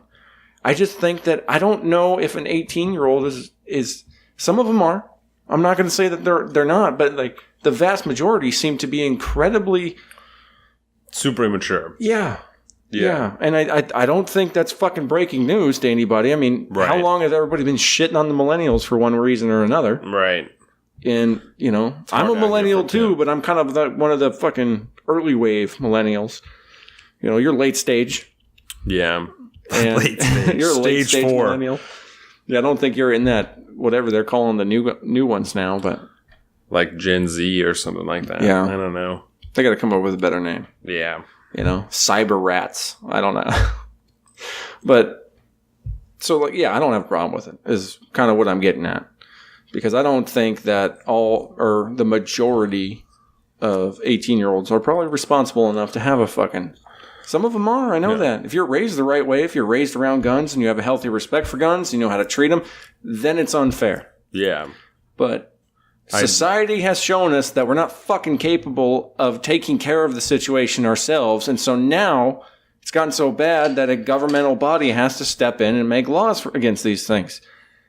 That's the way I see it anyways. It's a failure on that portion of the generation, or even maybe it's the younger ones. I'm not sure, but we've proven that we fuck it up so bad that they're passing laws. Why do most laws get passed? Because people fuck up situations that we didn't have a law for before. Yeah. Somebody dies doing something stupid, and now we have a new law against there. Now we have a fucking 6-foot high fence off the Empire State Building because dumbass people were throwing themselves off or dropping fucking pennies and killing people. I don't know what people were doing. I like your pro-government view on this. I appreciate it. And I respect it. Sensible government, man. That's all. I'm not a fucking anarchist, man. No, I have libertarian values. But this is rare. You have to admit, this is rare. Well, because I don't think it fucking does anything. Yeah. It raises the age limit to 21, and it requires you to get training. Big safe fucking storage. You should be doing safe that storage anyways. is a big deal. I think safe storage is a big deal. Yes, Mandated because it's irresponsible gun ownership. Yeah. And I'm a gun enthusiast myself. Yeah. You know, and I want to say it's our fucking problem. You want to stop school shootings, lock up every goddamn gun until, you know, mind you, there's going to be some that you can't stop them all. But I mean, if you're a gun owner, lock up your fucking guns and don't tell anybody else the code except for you. Yeah. It's your fucking gun. It's not the family gun. It's your fucking gun. Sorry. I'm getting fired up here, I man. agree with you. And you fuck it up long enough and you get laws put past on you. That's all. It's a failure of people to do their fucking responsibility, take care of their weapons, make sure it's secured. That's part of the reason. It's not the sole reason. It's one that I know is a factor here. Well, because we talked about this like probably around the time of the Parkland shooting. You know, we talked about the gun violence statistics in America. I mean, even if all the suicides you count, everything like that, right? But the amount of people that die every year because of that, right? And we talked about that there is a difference, obviously, between America and countries that don't have guns. You know, a lot of countries that don't, or it's really hard to get them, or you can only have some kinds or whatever, you know. But and we both agreed that it certainly doesn't account for the extreme difference, you know. Yeah. There's obviously something wrong. There's something being missed in the middle that's causing it to be such a high number, you know. And whether that's all the people, because mental health is a problem. You know, so many people are depressed. So many people on prescription drugs. That's a problem. Obviously, safe storage is a problem. Like, there's all kinds of things that are a problem here. You know? It's a foundational societal fucking problem. Exactly. People are unhappy. It is only logical that a country that has access to guns will have more gun violence than a country that does not have access to guns. That is only logical. But at that point, you have to analyze the number and the degree of difference, you know? And I'm going to throw this out because I know it's true, is that the problems we have with guns today, we have no good evidentiary arguments based off of most of the statistics that have been gathered over the last decades. Yeah. Because they didn't have the same exact problems that we're looking for, like in the gun death category. It doesn't, you know, it factors in suicides. Right. And we know now that that's a factor that we needed to be able to mitigate. And so hopefully there's newer studies being done, and over a period of time we can actually look at and possibly diagnose the problem, at least in some fashion. But I mean, that is a problem because you hear people quote statistics all the time, and you know, I will give it to, like, say, Ben Shapiro. He brings that up a lot, is the fact that the statistics are hard to factually know exactly to prove your point, because just the nature of the study isn't exactly, I mean, it was a pretty general study, most of these things. And it's just because they look at firearms and death. Some of them will look at like pistols and death, or, you know, other and death or something like that, but they don't break it all down. How much of it is gang violence? How much of it is suicide? How much of it is accidental discharge? How many, you know, all the factors that we really care about, we have very few numbers for. And that makes it difficult.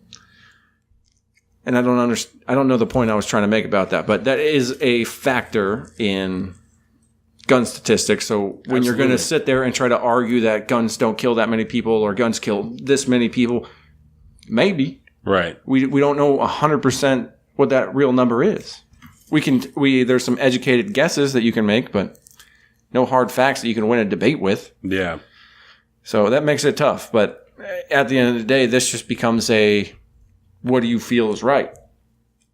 And, you know, like I said, I will probably vote for this in November. Yeah, no, I don't think that it's a bad thing, because, again, we kind of talked about this before, but my view on I think the view that I'm starting to build, is that like kind of the more like dangerous, for lack of a better term, weapon, because it's certainly easy to argue that they're all the same level of dangerous. They all kill people, they all whatever. But, like as far as like shotguns, because those, you can still buy those when you're 18, and then like the different categories that are kind of being set up, handguns and semi-automatic rifles, automatic rifles, and then there's the RPGs and the military all crazy grade shit. Yeah, right. I think that the ownership and the responsibility should kind of come with experience and like know-how, and maybe a little more bureaucratic kind of bullshit, like you got to want it. I kind of think like you got to want it and you got to deserve it and you got to earn it. And I don't think that there's anything wrong with that. That if you have expressed enough expertise and knowledge and handling and care, then fuck, do it. Like, then at that point we should have no reason as even a society to think that you would do something untrustworthy. Yeah. So if you're going to own something, a fucking AK-47 or whatever, because you're really passionate and you just want to take it out and do competitive shooting, do whatever's, I don't give a fuck. But I don't want some fucking guy that no one's ever heard of to be able to just go and pick one up for no reason. Like I just don't, that seems strange to me. Mm-hmm. Like, not that you shouldn't have the right, because, like I said, access to, but on the varying levels that I'm talking about, And in a perfectly utopian paradise that is the liberal bastion. Yeah. Only responsible people, people that own guns would be responsible for them. And that's just, unfortunately, it's just not the case all the time. Right. And there's enough dumb fucks out there that ruin it for everyone else. And hence, you get fucking legislation out of it. And I don't like the fact that it's legislation, but if it's got to happen, it's got to happen. I would like to see like a veteran voucher. That would be nice. I would like to see a veteran or an active duty service member. Not even a voucher. But I would say if you were under the age like a bylaw almost. Yeah. If you had some kind of waiver system in place where you're 18. Yeah. You're an 18-year-old guy or gal, whatever, and you're active duty military. And you can go to a store and you can show your military ID that says active or reserve. And the thought process there is that you've already been trained by the U.S. government to handle weapons in a safe fashion. Because you are. Through boot camp and A school and all that shit, you do enough fucking qualifications. Yeah. And so you understand at least, maybe you could bump up a couple areas like the local laws and stuff like that for wherever you're at, maybe. I don't know. But and you can make that change in the military very, very easily if you wanted. You don't have to hire any new people or anything. You just write a couple more regulations that reflect whatever the state law is or whatever. And so you as an active duty service member who knows how to handle these rifles and these pistols with respect are not going to be you're not going to be infringing the law or breaking the law by going to go do that, and you should be allowed to do that. Yeah, you've already proved that you've gotten the training. You are responsible. I would like to see that in here. And I really don't like the fact that you can't, but at the same time, you still can't drink when you come home from war. The only argument I have against that is the amount of like wholly irresponsible fucking military kids that there are in this town. I'm not going to talk shit, but I know what you're saying. But that would be the only area with which I would disagree with you on that, because I think that that's totally reasonable. Mm-hmm.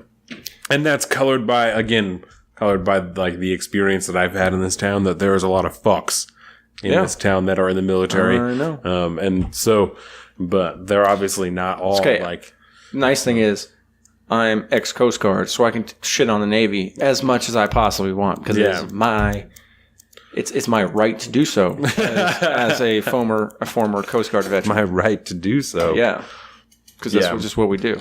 No, but I could fuck with that. I totally agree with what you got there. But as it is, I'm probably, I'll mull it over until the day it happens. But I don't see. I'm kind of down with it. I don't. So I hope that helps break it down for you, Kathy. Yes. And anyone else is listening, because I know there's a lot local people that listen to this, friends and family or whatnot. And even if you're not local, any questions, any topics, anything you want to hear about, send them our way, please. Hit it up. Facebook, saltofthestreets.com, Twitter, Instagram, anything. Just let us know. You'll find us on the interwebs. Yep. With enough notice, we'll do it the very next show. If it's the night before, that's tough. Can't guarantee it. But depending on the topic. This was a couple of days ago that we got it, so. And it's it's a big conversation topic, which is nice, and it's a really small piece of legislation. Yes. And so it's real easy to just kind of tackle that one nice and quick. And it provides good gun control talk. So I think with that, do we want to close that one out? Let's do it. I feel like you're voting for that thing. Yeah, do it. I am going to vote for that. Okay. I do. I like it. So should we reach on? Lock your fucking guns away. Yeah, please and thank you. Be responsible. So you want to reach into the grab bag? And so my first thing in the grab bag is just kind of a conversation piece. What's that? How long have we been going? We've been going 2:18-ish with some, with a 10-minute break or whatever, and then perfect. A half hour of. We started at 43 minutes because of the pre-show and shit. So we're hour and 45 maybe. Perfect. Money. The first thing I want to ask you is quick and easy. Yes. Did you get your presidential alert message? Yes. What do you think about this presidential alert message? So there's been some interesting conversation about that the last... What was that, Thursday? I think that you should be able to turn it off. My wife said that some fucking police officer, this stupid fucker, I got really irritated that he said this.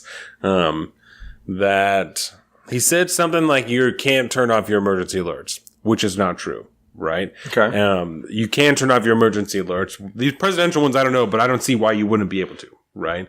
But then he also tried to act like he had some inside knowledge that he knew was going to happen, he was like, yeah, I knew an hour before it was going to happen. Motherfucker, I knew an hour before it was going to happen because I got a fucking update on my phone that said it was going to happen an hour before it happened. Don't act like you're fucking cool because you're a cop. You're not. Anybody with a goddamn cell phone in their hand who's subscribed to any type of news source is going to see that it happened. Motherfucker. Really irritated me. Dude thinks he's all hot shit. That's funny. Yeah. Trying to impress my pregnant wife. Get the fuck out of here, bro. Oh, that's what it was. Oh, I see. Yeah, back it up, bro. Don't touch my wife. Don't talk to my wife. But, I don't know. Why don't you... I don't like the idea... What are you going to ask me? Yeah, I was going to ask you, what don't you like about this? Oh... I don't know, the direct access? I shouldn't have to... Ideally, everyone would understand and be conscious of what's going on in their government, Because that's what I think you should be doing, and that's why we're here, is for everybody out here, this is what you should be doing. But you certainly have the right to not really give a fuck, and not want to pay attention to it. You shouldn't have to listen to what the president fucking says if you don't want to. You don't have to watch the State of the Union address. You don't have to do this shit. I guess it depends on what it's going to be used for, But, do you understand the way that the president tweets, I don't fucking... Yeah, it's... Okay. So I think that is a very common point of view right now. But I don't think it's accurate. I'm pretty sure, and again, I can look deeper into this, but my understanding of the situation, it's actually run by FEMA, and it's more of just... It's emergency alerts. It's the emergency alert system, but because they know they used to do it through the TV all the time. Yeah, they do it on the radio every single day. Cell phones. Yeah, well, and so now this is just the cell phone extension of that. Don't we get those already? No, we get Amber Alerts. That's the only thing that we get. That's a local. Yeah, thing. No, but I know what an Amber Alert is, but I feel like we also you also get warnings for if there's a storm in your area and stuff like that. Yeah. So I don't know what the difference would be between this and that. Maybe they're just those people in Hawaii got the message that there was going to be missiles. I got that message. So didn't you? I honestly don't remember. But if you did, I probably did. I'm pretty sure everybody did. Yeah, if you did, I probably did. Yeah, because then it became huge news, and because I remember getting that, I was like, wait, is this some kind of fucking scam? And so maybe if they throw a fucking title on it and they have regular tests, which I think that's what this is. It's just, this is going to be the start of a new regular test. And I don't know if I like that. But I can understand why people want to do it. And as long as it's used responsibly. As long as it's not like BT Dubs, the president's going to be on Fox News tonight at 8 o'clock. If you want to check out the interview. Yeah, and I don't think it's going to be that. That's what President Trump made it sound like when because he's been talking about this for a long time. Fuck this guy. He's been talking about this for a long time that he wanted to do this. So this is not a new idea. It's a new implementation, but not a new idea. And I bet you... Fact check, I'll find an article for that because... And I don't think it's going to be used that... It's not going to be used like his Twitter. I think it's going to be used... as it has been in the past, and they'll probably just do regular tests and stuff as part of this new thing. But I have a feeling, what does Trump do? You know, how does he make his money? He throws his fucking brand on it. Yeah. And, you know, he had to throw his brand on the new NAFTA. So that's why it's called the presidential. Yes, because it's his. He did that. That's his signature on. That's my guess, anyways. So I think the only thing we can really do is just kind of see. He's such a douche. He is, right? Oh my God! This is definitely a grab bag thing. Did you hear the New York? I think it was New York Times did that deep dive into his his family fortune. And that is a crazy one. Maybe we should make that a primary topic. Yeah, we'll talk. That's interesting. I mean, yeah, we can touch on it now that the New York Times put out a big ass article. Essentially about it's a fucking spotlight article, man. Yeah, I mean how the Trump family, his dad and his brothers and sister and whatever have been committing fraud for like decades. I think it's mostly his dad. But he was involved, so he would go down. Yes. I mean, and so then but he was the recipient essentially, and then he's also lied about where all of his money came from and all the shit and how much and like it. Which of course, I don't think anybody believed him to begin with. Which would also explain why he hasn't released any of his taxes, except for those few or whatever. So, bum bum bum. We'll talk about that. We'll read some articles. That shit is crazy. Yeah. What do you got in your grab bag? Anything? Let's see here. I was thinking I'm going to pitch a next week topic for you again. The NAFTA trade talk. Yes. Should we make that a deep dive? Maybe we can touch on it maybe today. Yeah, we can do that because we talked about NAFTA in the past, and I'll link to those in the post on the website on Monday. I'll go through and find the episode that we talked about that shit on, because the president said that he was stepping out of that, and so he organized a new deal with Mexico and Canada that is called the USMCA, the United States Mexico Canada Agreement, that has to do with automobiles, dairy, and there's 6 payment to like people are disputes, currency, and a sunset clause. Yeah, so maybe we'll talk about that next week because it's been agreed upon, and there is a G20 summit like next week, maybe next month. And that's when they're kind of thinking that everyone is going to sign it because that's when they'll all be together. Okay. Because it's been agreed upon in like diplomatic agreements, but now it has to be signed by the president of Mexico, by Justin Trudeau, and by President Trump. So probably sign it at the G20. Yeah, I don't remember which article in here it is that I found, but China is also pissed off about this. Surprise. Because there's some stuff in there about trading with people outside of the market. And so. Do you know what this is? Because we'll get into that next week. We can do that. It's NAFTA with a new name. Yeah. And so a few changes. And President Trump can say that he did it. Because he put his fucking signature on it, didn't he? Yeah. So this is something I figure we can... This is not a business, Mr. Trump. No. You cannot run America like a business, even though that's exactly... People used to say that. It's exactly what he said he was going to do. You remember when he ran? People were saying that. He's like, well, I want to hire him because he's a businessman. He's going to run the company or the country like a business. We're going to be America is not a business. It's America. It's a country. That's so funny. This is not a business. I'm sorry, but it's not. Stupid fuckers. That doesn't make any sense. No. But so I wanted to, because I've been thinking about this lately. So let's just kind of generally talk about trade for a little while. Yes. Because this seems fun. Yes. We know a lot about trade. Dairy's a big deal with Mr. Trump, President Trump. The dumping of the dairy, essentially. Yeah. So we came in, as soon as the president got into the office, we backed out of TPP. We started tearing down the fucking NAFTA. He started shitting on that thing. The Iran nuclear deal. Yes. Like all this diplomacy, right? Yeah. And the Iran nuclear deal at its core is a trade deal. Yes. That's what it is. And the EU's involved and, and so China, for example, that's why we pulled out of that TPP, right? So we can start fucking with China. Yeah. And this is, Trump wants to run trade a la carte. He doesn't like these big deals. He wants to, make his own deal. He wants to downsize things. Like he wants to be able to call out somebody like China specifically and not have slap to sanctions and do whatever he wants to do. Yeah, because otherwise the TPP would be the TPP. Hey, you try saying TPP a lot. Hell of times. But yeah, that's because the TPP would have prevented him from being able to do that. NAFTA, the same thing. He wants to be able to change all this shit and change the specific deal with Canada and then the specific deal with Mexico and not have all these general things. And so I think he's just doing trade a la carte.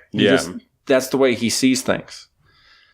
And why the fuck the Congress has let him have the power to do that? I don't know. I don't understand. He doesn't like the idea of like globalization. He doesn't like that. So he wants to act alone. He's only going to be able to do so much because the rest of the world is not going to like let him destroy like the World Trade Organization. Like they're going to continue to do what they want to do. At a certain point, the rest of the world's going to be like, well, fuck America. I don't care. It's going to cost us more money, but fuck America. Like we're just going to do what we want. You remember what he tried to do with the UN?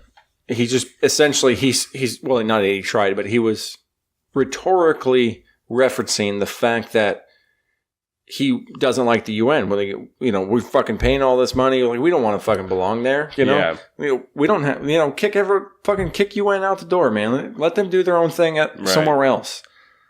And then he kind of realized that the global community said, it's not going to happen, big boy. I'm sorry. And then all of a sudden he was on board and his latest UN speech compared to the first one last year. Polar opposites. Well, he is in the game there now. He realized he can't win that fight. Well, he got laughed at this time because he stood up there and said, "Oh no, he was laughed. I've done more in my time as president than anybody else ever, or whatever the fuck he said." And people laughed. People fucking laughed at him. Yeah, Emancipation Proclamation. There we go. Emancipation Proclamation. That doesn't mean anything. The whole world knows you're full of shit. Yeah. And they laughed at you. Like, Jesus Christ. But here, I will say this in his credit. He does not let that shit touch him at all. He is unfazed. He's got a huge ego. Yeah. So. It's insane. I've never met anybody that could just doesn't give a fuck about anything anyone says anywhere. Yeah. It's insane. So that's trade talk. But yeah, I kind of stole that one from you. What do you have a grab bag item you want to talk about? Yeah, let me see here. Sorry. I did have something. And I keep meaning to do it, but it's another big one. One of these days, I really want to talk about Venezuela pretty soon. Yes. Because it's a fucking... And it's a long, slow game. And so before it reaches its end point, we still have lots of time, I think. Hopefully, because it's getting pretty fucking bad. I hope things start to... It looks like they are getting exponentially worse in Venezuela. Yeah. And it's going to mean really, really bad things in a short period of time if it goes that way. And I hope it continues to play out in the long term and somehow they turn this thing around somehow. But that's a whole nother deep dive. That's a huge topic. Yeah. That's not a grab back topic, Colin. Definitely we can't not. do that here. No, I was just trying to vamp for a minute while you were looking at your story. No, sorry. I do have something here. The idea that, because my wife expressed me an idea that she has seen on social media, right? That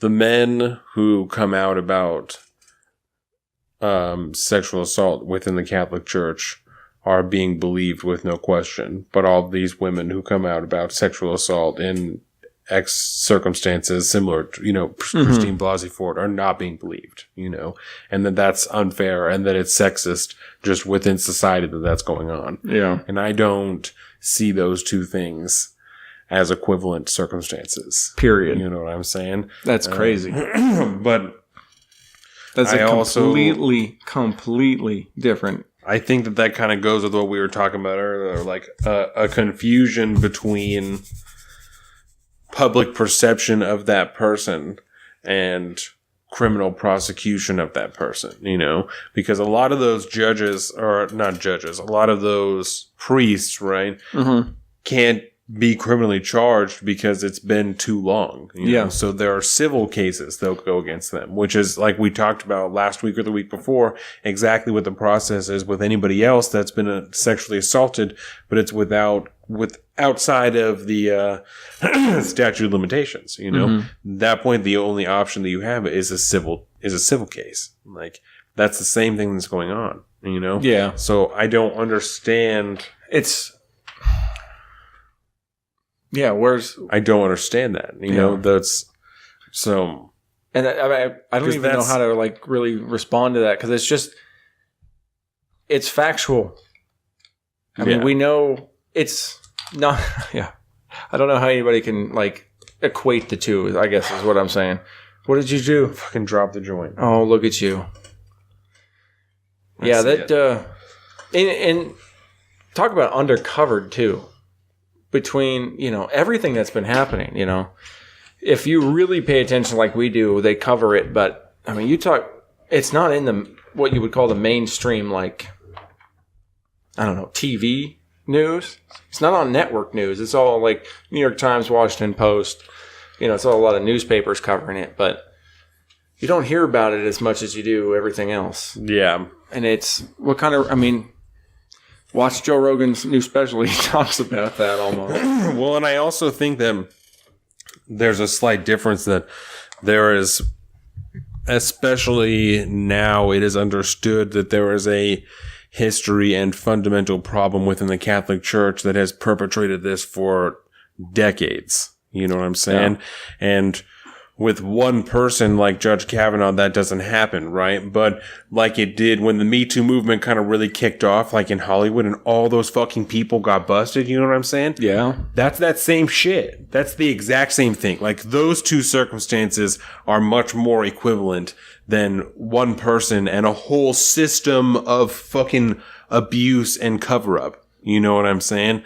But I don't know. Those two things are not equivalent. Those are very different situations. Very, very different. The fact that there's in many cases, fucking Bill Cosby. You know what I'm saying? 3 to 10. He's out for 3 to 10 because that shit happened. Because enough people. Yeah. I don't know. It takes, and I think that's part of a lot of people's points with Judge Kavanaugh. It takes more than one person saying one thing to destroy someone's life. Yeah. It took 60 fucking women came out about Bill Cosby. That's why he's going to prison 3 to 10. It's shitty that it takes that much, but it's when it's that long, and no one's blaming anybody for the amount of time that you wait, because there's all kinds of circumstances that's understandable. No one's blaming you, but like I said, you have to go after the way that the law is written right now. You have to go over to the statute of limitations, because there's nothing else that can be done legally. There's nothing else that can be done. I do. And I mean, you never want to blame any kind of survivor, as they are are called these days. Never. Because they have lived through a sexual assault, and to equate the two is different, because you have a survival of a sexual assault in a lot of times a power situation. Yeah. And I mean, I guess there's a kind of a general equivalent just from maybe that kind of perspective. The fact that some of the things are the same. But, when you really actually look at a big picture, the Catholic Church situation, I mean, there's a whole pedophilia aspect to it. It is a different thing altogether. I mean, it's a fundamentally built into the system type of thing. That's totally different than like an individual's actions. And so, maybe, like you said, some things might coincide, but, there are similarities, correlation doesn't equal causation, but there are some thin threads that correlate. Yeah. And you're not wrong if you think it like that, but generally speaking, that's not exactly the tone that people are taking. That's not what they really mean by it. It's almost like you're not wrong, but you're right for the wrong reason. Yeah. But that's, and then, I mean, at least, I think we talked about it for a little while. A lot of the state DAs are starting legal investigations and trying to get what they can. Yeah, I don't remember how many different investigations, but I will link back to that also. For sure. So, boom. That was rather recently. Yeah, last month or something. A couple episodes ago. Fucking watch Spotlight, man. It's such a good movie. Shit's dark. Dark out here. Dude. But that was such a good movie. Yeah. Yo, should we jump into... You got pop culture or anything? What did I watch? I watched The Paper Boys today. Have you ever seen that? I have never seen The Paper It has Boys. fucking Zac Efron in it, and Matthew McConaughey, and Charlize Theron, I think. Okay. And they're like fucking... Matthew McConaughey's a journalist, and Charlize Theron likes to fuck dudes that are in prison, and Zac Efron like drives Matthew McConaughey around, and then it got really dark. It was really crazy. It turned into all kinds of areas that I was not expecting. So wow, that sounds strange. I would recommend it. Yeah. But it's a dark fucking movie. Yeah, it got really dark. We watched the Joe Rogan thing, like a Tusk type of dark, like a Bone Tomahawk type of dark, something's just fucked up about it. No, just the storyline in general goes. Yeah. I mean, there's definitely like some murder and stuff like that. I just don't want to spoil anything, but it's super weird. Like there's like John Cusack is in that movie. Charlize Theron goes to prison to visit him with Matthew McConaughey because they're trying to get him exonerated because he's gonna be put to death. Right? Okay. So interesting. So they're there visiting him because Charlize Theron wants to fuck him. Like they're like writing, their pen pals or whatever, and she's there and like pretends to like simulates a blowjob, and John Cusack comes in his pants. And then, like, he gets taken. I'm telling you. Oh, man. It was wild as fuck. That's crazy. It is not at all what I expected when that movie started. That's funny. But it's worth the watch, How did you hear about that? It was on Netflix, bro. Hey, I wonder what this is. I think that we also rented it a long time ago from Redbox and never ended up watching it. Oh, okay. So I have heard about it for a long time, but I didn't really know what it was about. Like Jordan had picked it out, but we haven't. Yeah, it's just crazy. But fucking comic book men. And how far along are you in comic book men? I'm in season 5. I'm almost done. Oh, yeah. There's 7 seasons, or I think there's maybe 6, maybe 7. Okay. But yeah, I'm trucking through it. I'm destroying it because I'm watching it Just all fucking the loving time. Watching it all the time, yeah. I got to look it up. Carolina told me the other night that Jay and Silent Bob are coming to Seattle. Really? So I got to look and see if what the tickets are. And yeah. see all that good stuff. He's been here. Okay. I love Kevin Smith, right? Mm-hmm. And he's been here a couple of times for different stuff. And the tickets are always expensive, which is totally understandable. So I'm just very selective about what show I want to go to. Yeah. You know? That's when Carolina told me that. I said, okay, is it Jay and Silent Bob are having a show? Or is Kevin Smith and... Yeah. What's his name? Jay Mewes. Okay. Jason Mewes. Or are they coming? Well, and he also, he does one with, Ralph Garman that's called, go on, Mama. That's called, Hollywood Babylon. And, he does, 10 different fucking podcasts and travels to do all of them. So, I'm just very selective about which one I'm going to pay to go and see. I could definitely see that. Because it's saying something like, Jay and Silent Bob are coming to town. That could mean it might mean the network of CNN is coming to town, or the network of something is coming to town. Well, what show's going to be on? Yeah, I don't know what I'm going to watch because you got to think about that with them because, like you said, he does so much different stuff. So we'll have to see what that is, but. I follow him on all kinds of stuff. I'm very updated with Kevin Smith. So word. Well, I'll look around and see if I can find anything. Yeah. And if anything pops up, I'll show you. Yeah. No, I fuck with that. I'm gonna go and see a movie with my sister-in-law next week. Shout out Aaron Caves. We're gonna go on a in-law date Friday afternoon. Because movies Jordan and Michael don't want to watch. Yes. Yeah. And. Because I told Jordan I wanted to see it, and she said, you should go with Aaron. So I asked Aaron if she wanted to go, and she was like, yeah, that sounds fun. And I told Michael that I was going to take Aaron on a date, and he said, to do what? And I said, see this movie. And he said, oh, do it. And I was like, okay, cool. So we're going to go and see The First Man, Ryan Gosling, Neil Armstrong. So, yeah. So we're gonna go to the movies, and I'm gonna say, let me get 2 for Ryan Gosling, and I'm gonna see that motherfucking movie, and I'm gonna drink a big old soda, and it's gonna be awesome. You drink the soda? That's always. What you do? Always a giant soda. It's the worst thing. Yeah, because you and I are pretty on the try to not eat sugar. I fucking never drink soda. Yeah, and I have been really good at being off soda. Yeah. But when I go to the movies, I have to. Always. It's a fucking ritual. I need very, very minimum, I need a soda. But usually it's I need a soda and some crappy ass popcorn. Yeah.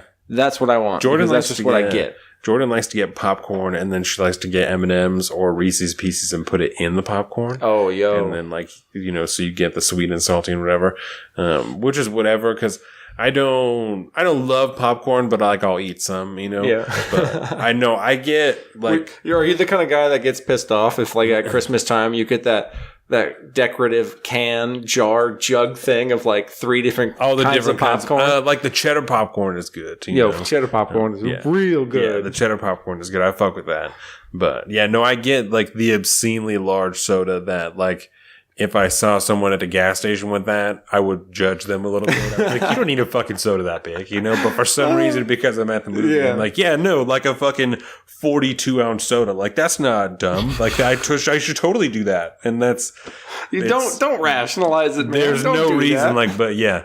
No, giant soda, and every fucking time, no failure, Jordan will comment on how big the soda is. She's just that's so fucking big. You're basically just drinking a fucking 2-liter. Yep. Right now. It's crazy. I know. No, it's horrible, and that's I don't I don't really eat candy anymore.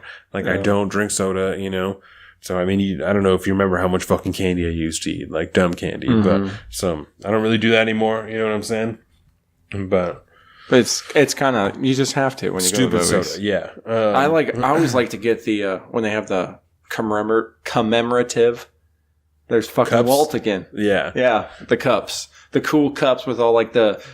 they used to do them, I think, a lot for the Marvel movies, but... Yeah. I don't feel like they do them very much anymore. Definitely all the Star Wars movies. Yeah. Yeah, because I don't know. I just like to get the cup, bro. Yeah. Sorry. I mean, I'll sip on that soda for like a disgusting amount of time. I ain't going to be able to finish it in the theater, but I want it. Makes me pee a lot, you know. Definitely always have to pee at least once during the movie. So, and I know that, but I still do it. Like, so. Yo, did we ever talk about Solo? Did you watch Solo yet? I have not watched it. Oh. But I saw that it was already like on Netflix. So I'm like, it must not be very good if it's already on Netflix. You should watch that fucking movie. Check it out. So you know my views on The Last Jedi, or no, the 8th one. I don't forget what it's called. That one is The Last Jedi. Fork Away Signs, and then The Last Jedi. Yeah, okay. I think so. No. Yeah, Return of the Jedi, The Last Jedi. Yeah, The Last Jedi. Okay. Yeah. I just want to make sure, because I was like, man, if I don't know my Star Wars knowledge, there's some people out there I know are listening are going to fucking hate me. The Last Jedi, bro. So I hated that fucking movie. It was not good. Not good at all. But I actually really enjoyed Solo. Really? You know, I don't think it took itself too seriously. I thought it was fun. And, you know, it was just generally a fun movie. I had a great time with it.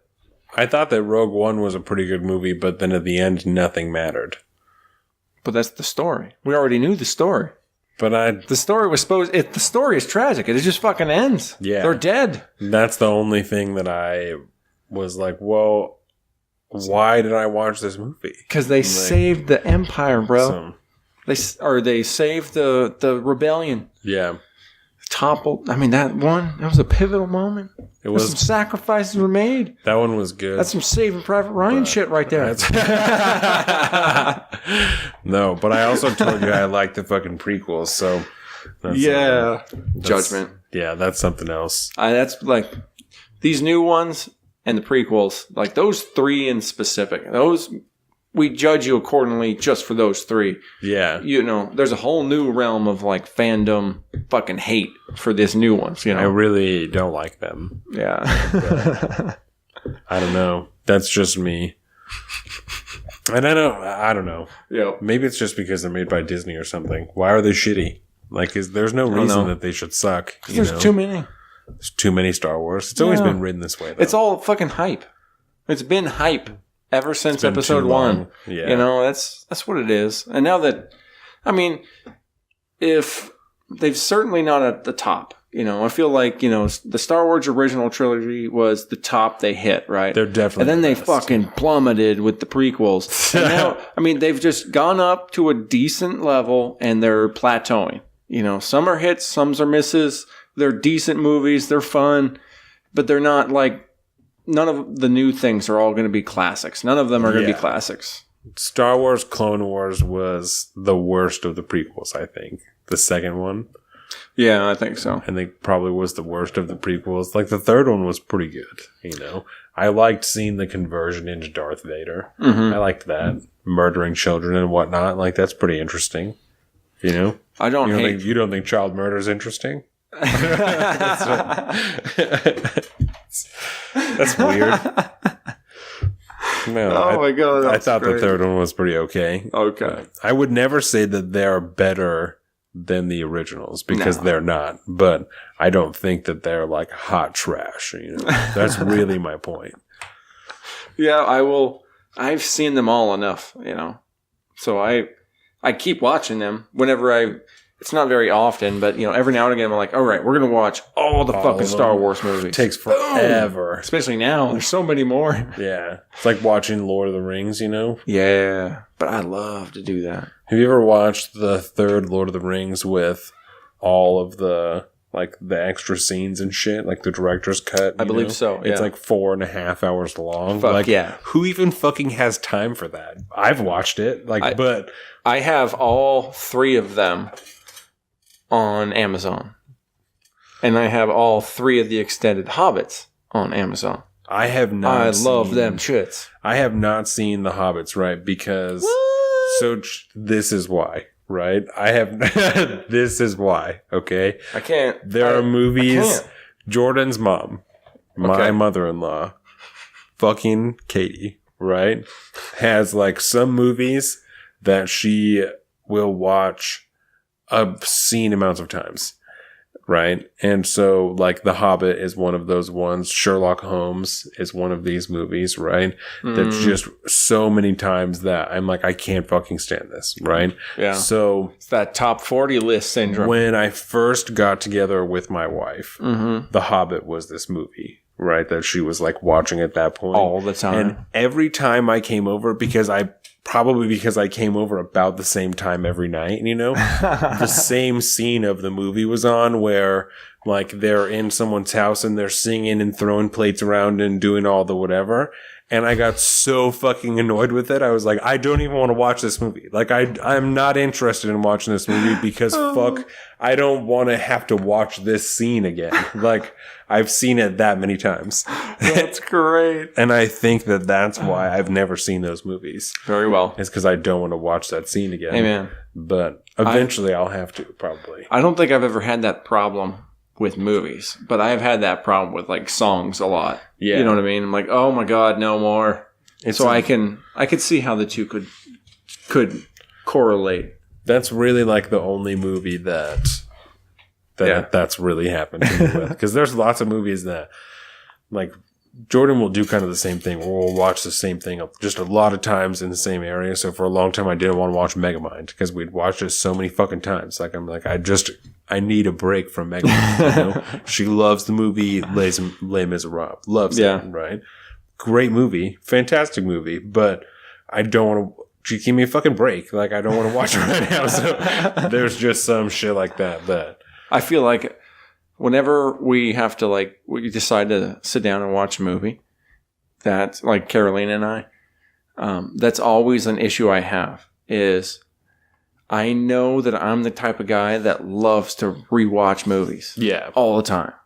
And, like, I can just cycle through different ones. They change, but, like, I'm always in some kind of repeat cycle. I do the same with songs.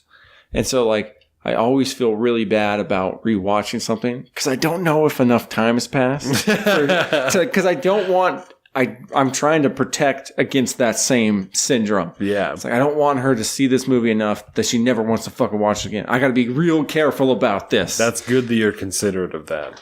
I try to. Part of it, I think, was just...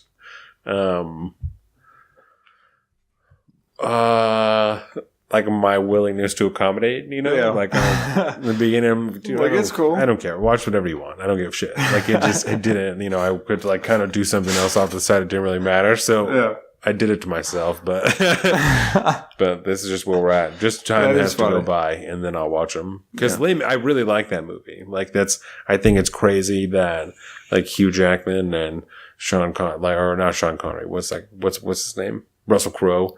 Like, they're all, you know, they're both, like, actually singing in that movie. And that's I think they're both classically trained actors. That's crazy. Right. You know, I think that's insane. But, well, fucking speaking of Hugh Jackman, but not quite. Did you listen to the latest Wolverine podcast? You fucking know I did. Yeah, baby. Wednesday is, like, the best podcast day ever. So good. Yeah. No, that one's really good. I like that he's getting more involved. He's working his way into the story more and more. The story's stepping itself up.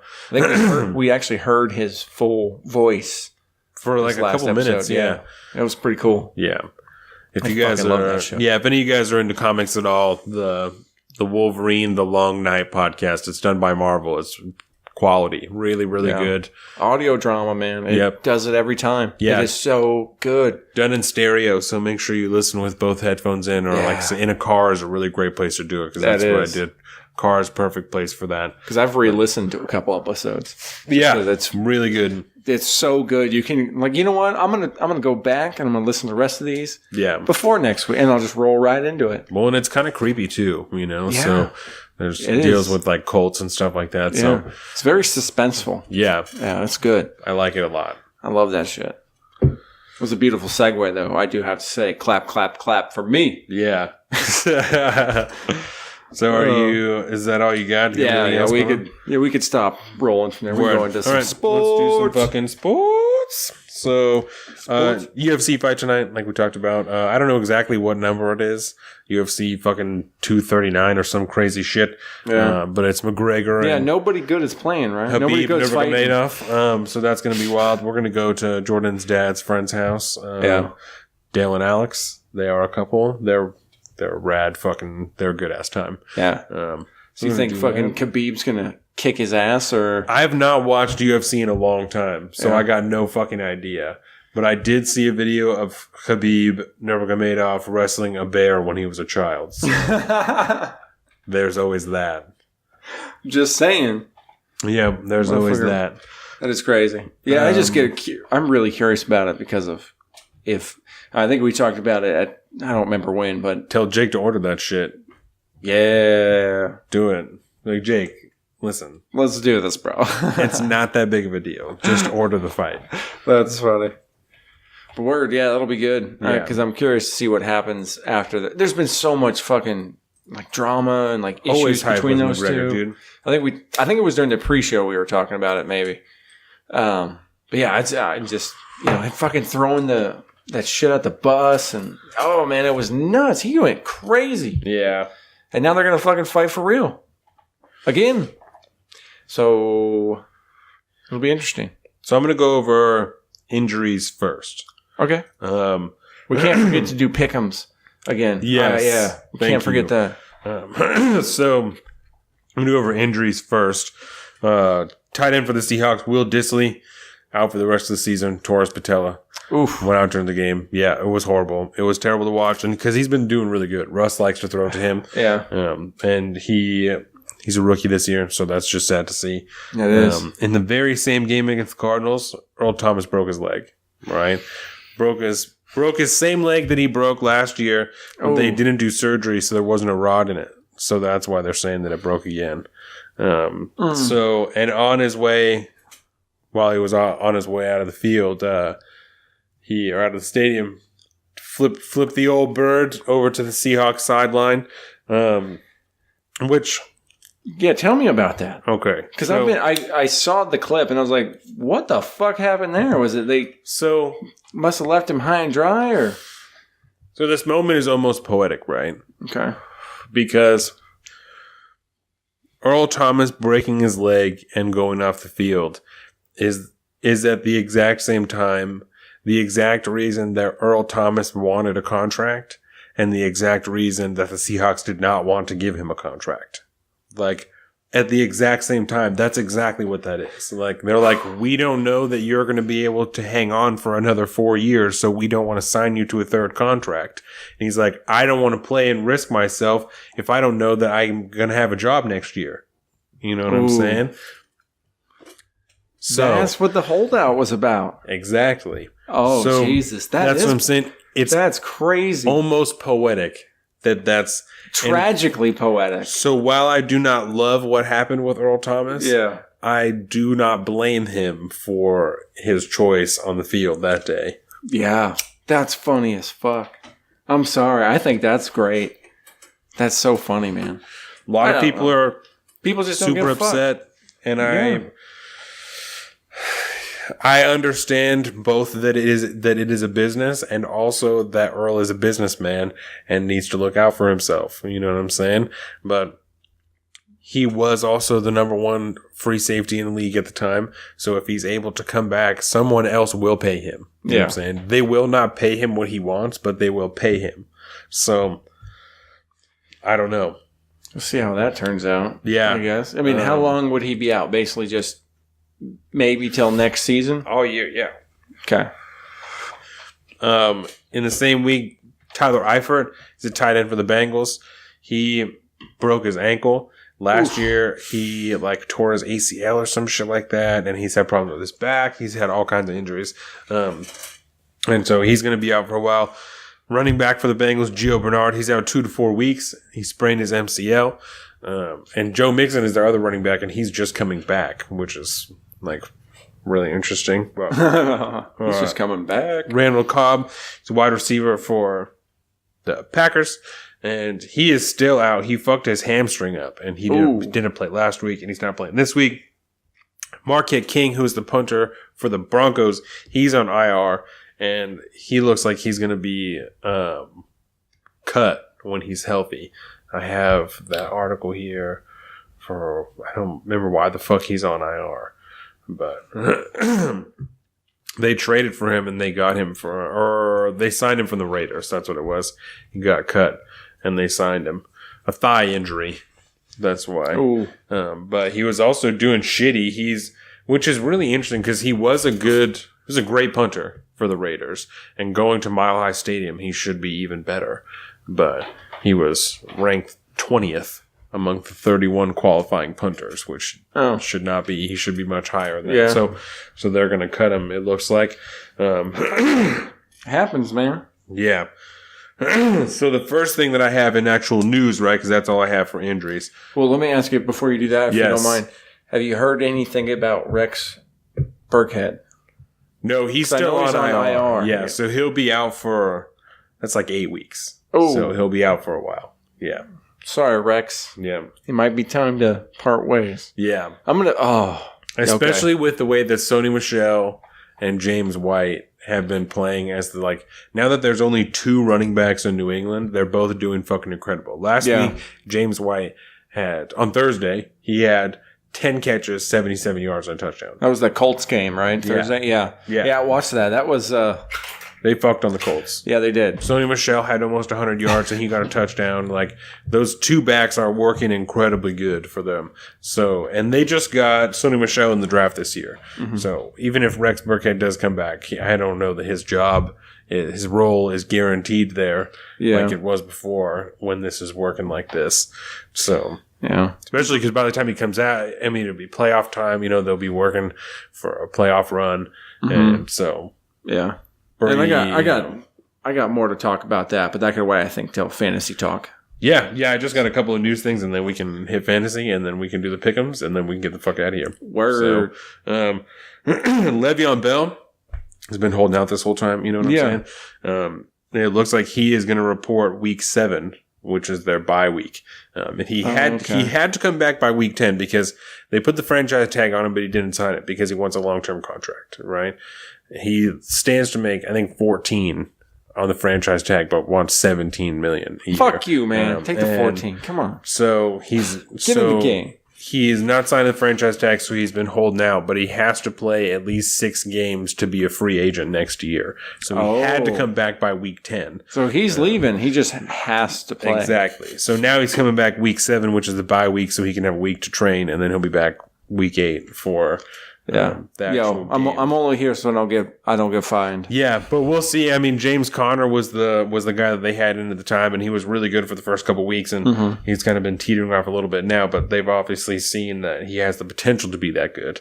So there's that. And Michael Kendricks, who's the linebacker that the Seahawks picked up, he played for the Eagles last year when they won the Super Bowl, and then went to the Browns, and then he got charged with insider trading. Yeah. And he got cut from the Browns and signed to the Seahawks. He is suspended indefinitely for insider trading, so he can't play for anybody for a while. So we don't know exactly what's going to happen with that. The Seahawks signed 2 safeties, TJ Green and Maurice Alexander, because obviously Earl Thomas is gone, so now we have to have a couple more people to try and fill that in, see what we can figure out there. I guess Maurice Alexander was on the Hawks practice squad earlier. So... excuse me. Oh shit. I was going to look up an article about Robbie Anderson. I'm going to do that next week because there's some shit. I only wrote his name down because it was a big deal. Gronk. Yeah. As of the game on Thursday, motherfucker, he is now the number 2 receiver all time for the Pats. I also figured out that through 4 weeks, this is the most yards thrown in the NFL collectively and the most touchdown passes collectively ever thrown in the NFL, like through all the teams, the first 4 weeks. I'm starting to think, because I almost just blacked out football last year. Yeah. I'm not going to devote any attention to this whatsoever. And now that I'm back in, that even feels strange to me. I felt like there's been a lot of throwing the ball. A lot of throwing the ball. And that's what I'm saying, yeah. I've seen some insane fucking numbers from wide receivers on fantasy.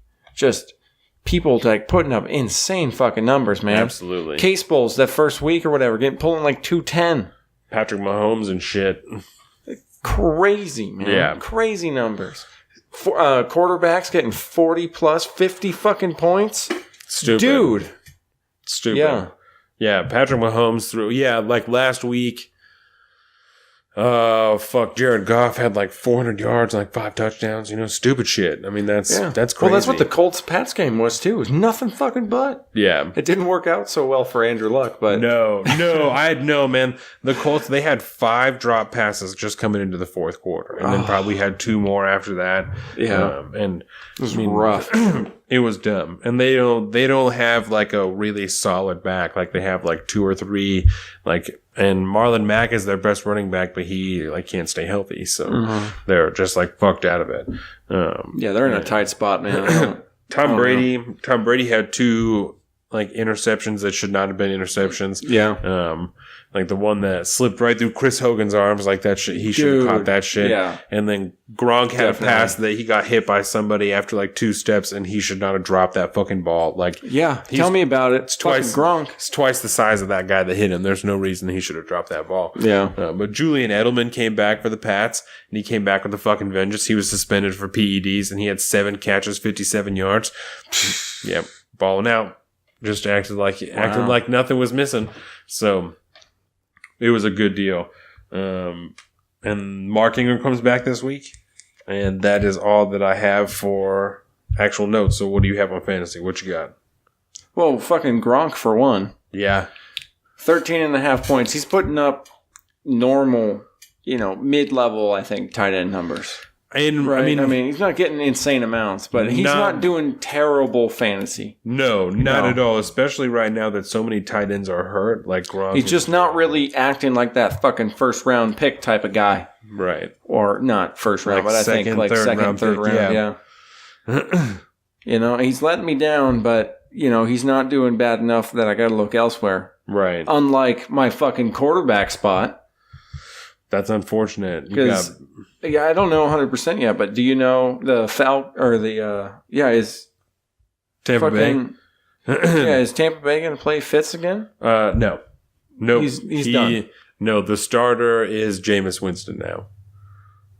So that hurts me emotionally. Yeah, you got to go because right now I'm sitting on fucking Baker Mayfield. Yeah, Baker Mayfield, and he's been putting up. I mean, he did okay last week, but he's not putting up those fucking 40, 50 numbers. You know what it is? And we talked about it already, but I should not have fucking dropped Big Ben. No. That was a stupid mistake. No, you got to look for, I would look for other quarterbacks is what I would do. I'm going to. Yeah. I'm trying to figure out if I even have any trading power to try to get a halfway decent quarterback. Yeah. But I don't know. Yeah, that's going to be some soul searching here in the next 4 hours because I don't have. Well, no, that's basically next week. I'm playing Baker Mayfield this weekend because you're hearing this on Monday. God help me. I hope it went well because we are playing each other this week. Yes, we are. And my hot ass team is 6 feet under. Yeah, no, it doesn't look good for my future unless I make some moves. I'm looking at shit right now, so. But, I'm not projected to do terrible. I'm just not going to fucking get that number 1 in the division spot.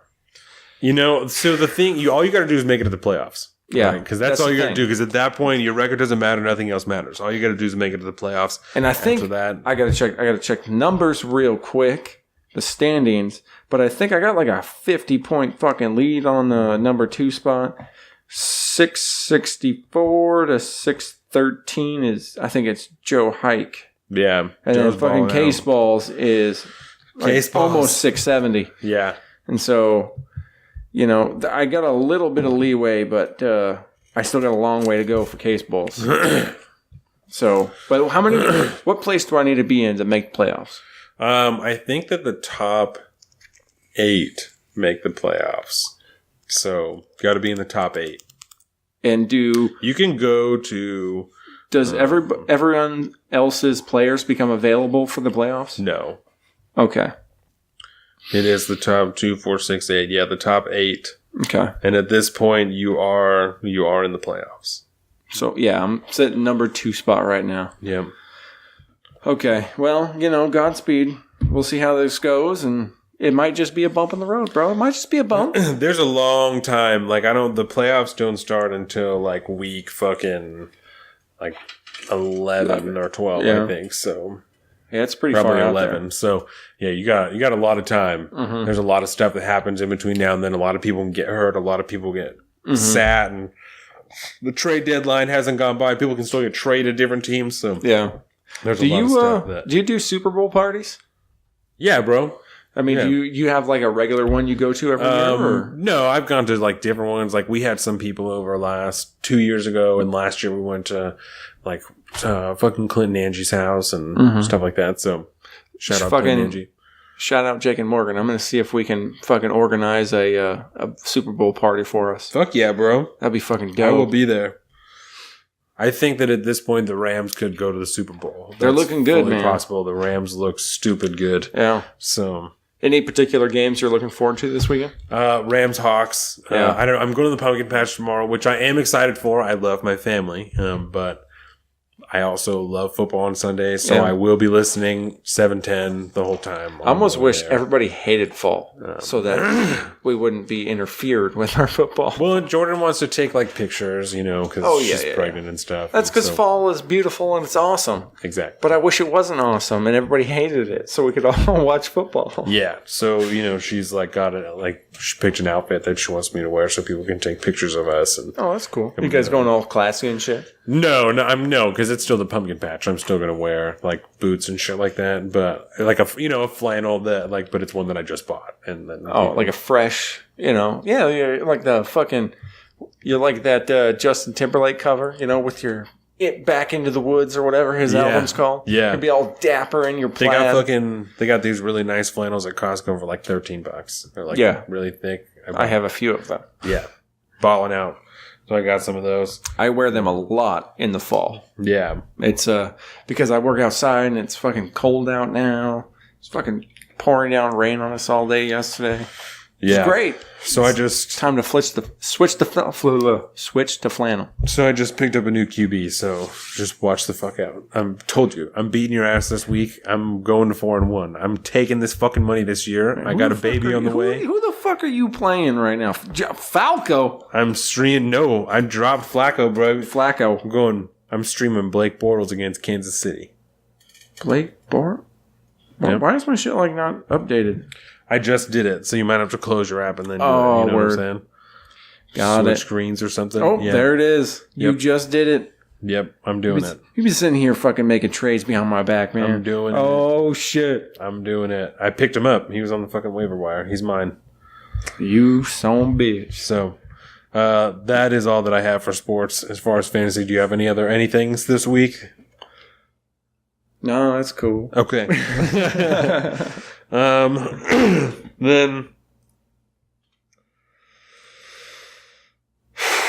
oh man.